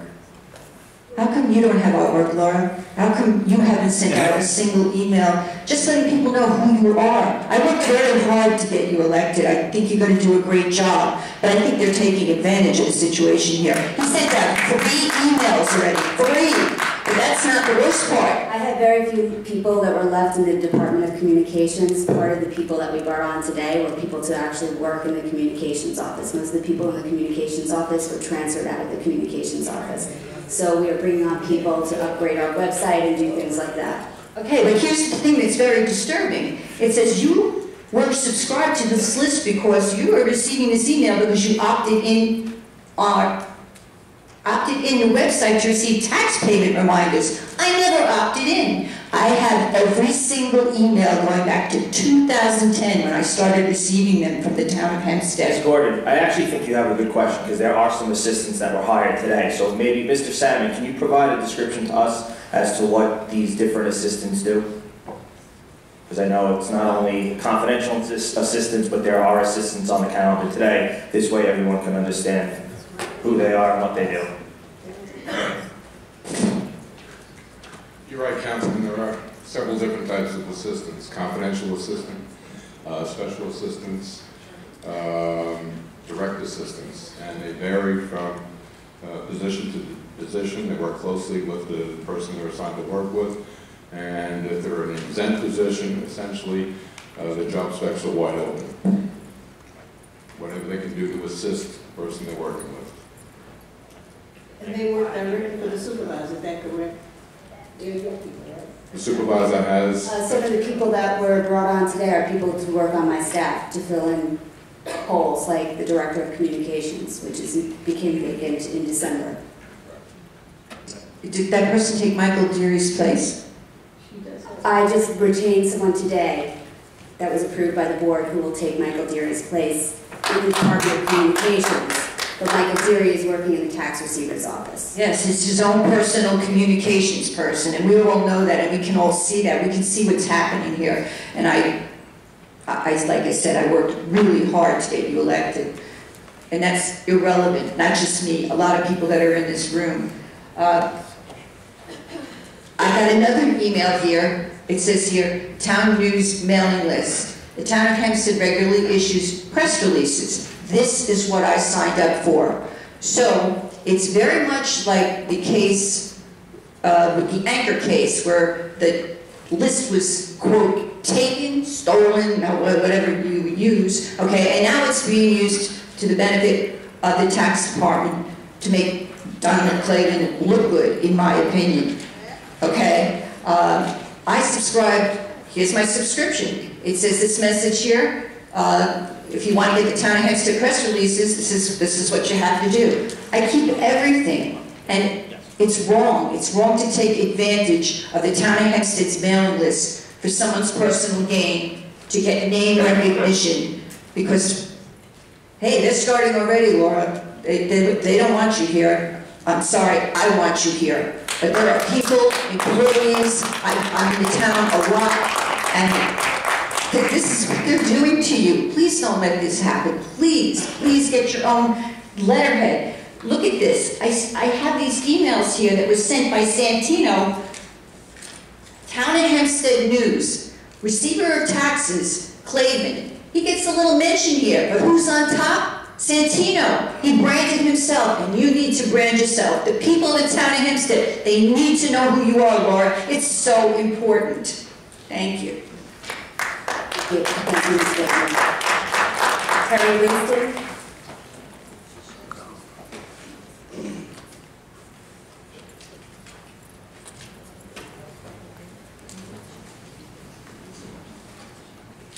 Good afternoon, my name is Terry Winston. Supervisor Gillen, you have my condolences. I have 2 questions. You start that? I haven't started that. I'm just getting this together. No, where is monitoring the clock? Did you stop it? I have 2 questions, and then I have a statement. 5 minutes. My first question is referencing the statement or comment that you made with respect to maintaining order at this meeting. If the shoe is on the other foot, because I don't know of anyone that has come to this meeting. I'm asking questions. I don't know of anyone in the audience, and I've come to a lot of these meetings, that has been ever disrespectful. All right? But however, I've been to meetings where members that have sat up here on this board have been very disrespectful. They cut us off, they don't let us finish. And what am I to do? Or what do you do about that? Well, I don't think that that's happened since I have been the supervisor. I don't recall any time that there has been a council person being disrespectful to residents, and it's certainly not something that goes both ways. Everybody has to be respectful to each other. Well, are you going to have them ejected? That's my question. And I haven't seen any instance where anybody there's been a need to have someone removed. Well, at the last meeting, Dorothy Gooseby and a person in the audience had a back and forth shouting match, initiated by Dorothy Gooseby. Well, that's why I made the comment that everybody needs to be respectful. I don't know if I'm speaking about that instance in particular, but I felt like at the last meeting things got a little heated. So I wanted to remind everybody that we should all be respectful to each other. Okay. But just to clarify, I think Senior Councilwoman Gooseby is a terrific councilwoman, has always conducted herself properly. Excuse me, I was talking to Supervisor Gillen, okay? I was talking to her. Please be respectful to the council. You're actually you're speaking to the whole board. This is a town board meeting. Well, in reference to the members, okay, could you ask them not to interject unless whoever's sitting here finishes speaking? This is a dialogue. Sometimes somebody might be speaking and there might be an answer that a council person can readily provide that could be helpful and not disrespectful. So I don't think to set rules like that would be productive. Well, you're setting rules for the public, so it should go both ways. I think we try to let people speak as long as they can. I try not to interrupt people and let them finish what they're saying. However, if there's a statement that's made that I can address right away, I try to jump in, but always in a respectful way. And so far, I've seen the same kind of treatment from the board. My second question is, with response to my issues last week at the Town of Hempstead IDA, I have yet to hear from someone from your office. I just want to know if it is being investigated. You will be contacted. I was told that I would hear from someone from your office. We are investigating it. You will be contacted. First, they're taking statements from officers, and then you're going to be contacted. And with regard to zombie houses and neighborhoods such as the neighborhood that I live in, which is the village of Hempstead, where the children are underserved as far as education goes. Nassau County is ranked 13th in the country in reference to its wealth. So therefore, no home should be left behind, and no child should be left behind when it comes down to education. Supervisor Gillen, you were elected because people wanted change, you know, and the only way to exact change is to, the things that you can change is to get rid of those people that you can. I know you're not responsible for the individuals up here that are sitting on this board because that was through an electoral process, but anyone that you can get rid of them. Are you talking about terminating employees? You have to have people that are going to be with you. You know, what happens is that in order for it to work, okay, you can't have people that are going to be working for the other team. Employment decisions are ratified by the town board.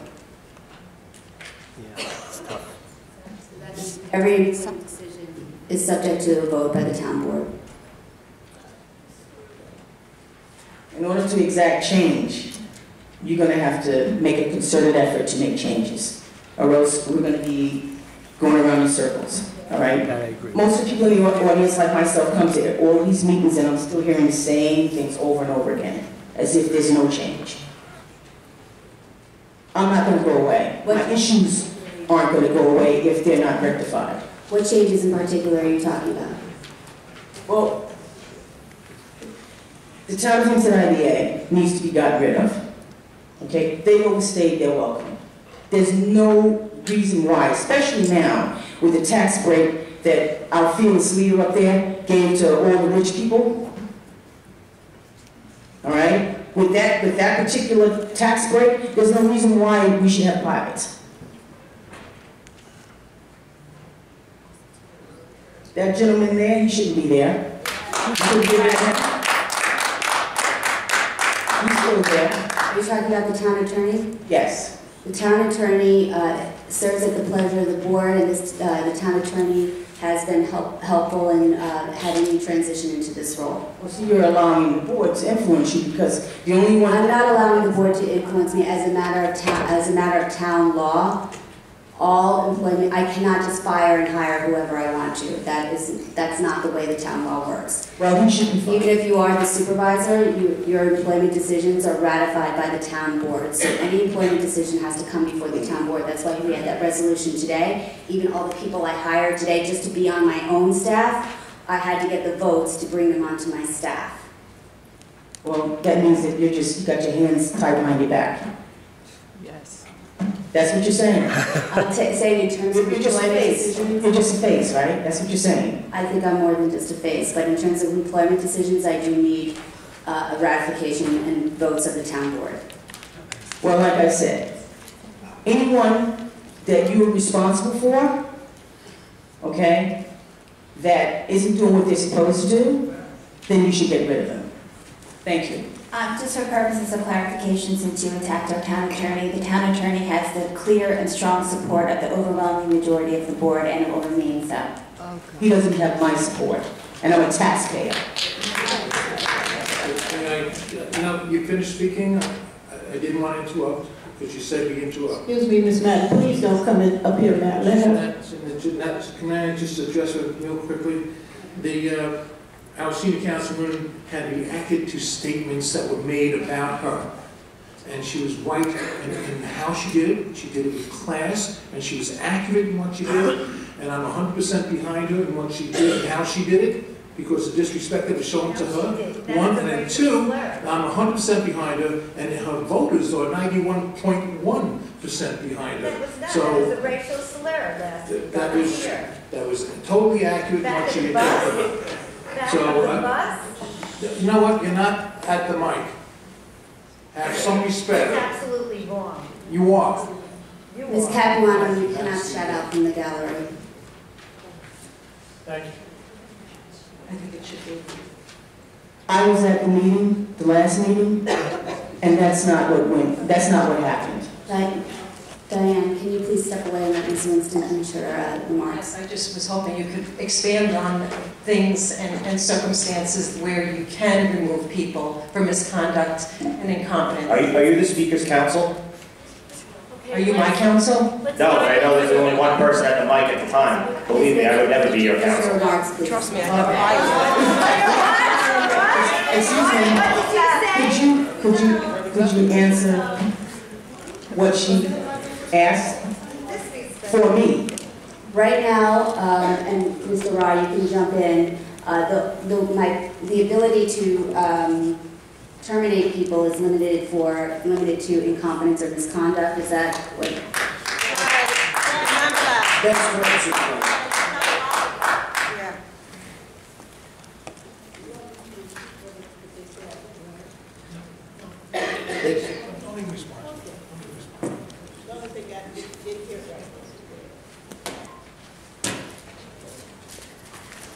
I don't have any more slips. Oh, Felix? I was there. In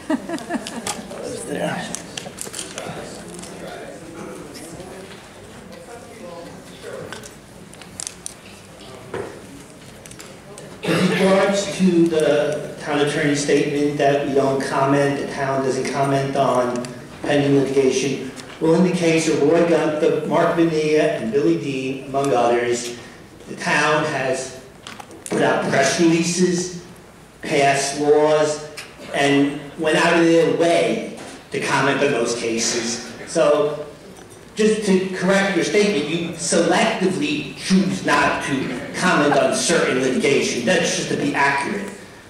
I want to speak on the STR, the short-term rental ban. I've contacted Supervisor Gillen on this and Councilwoman Sweeney, because that was her law, I believe.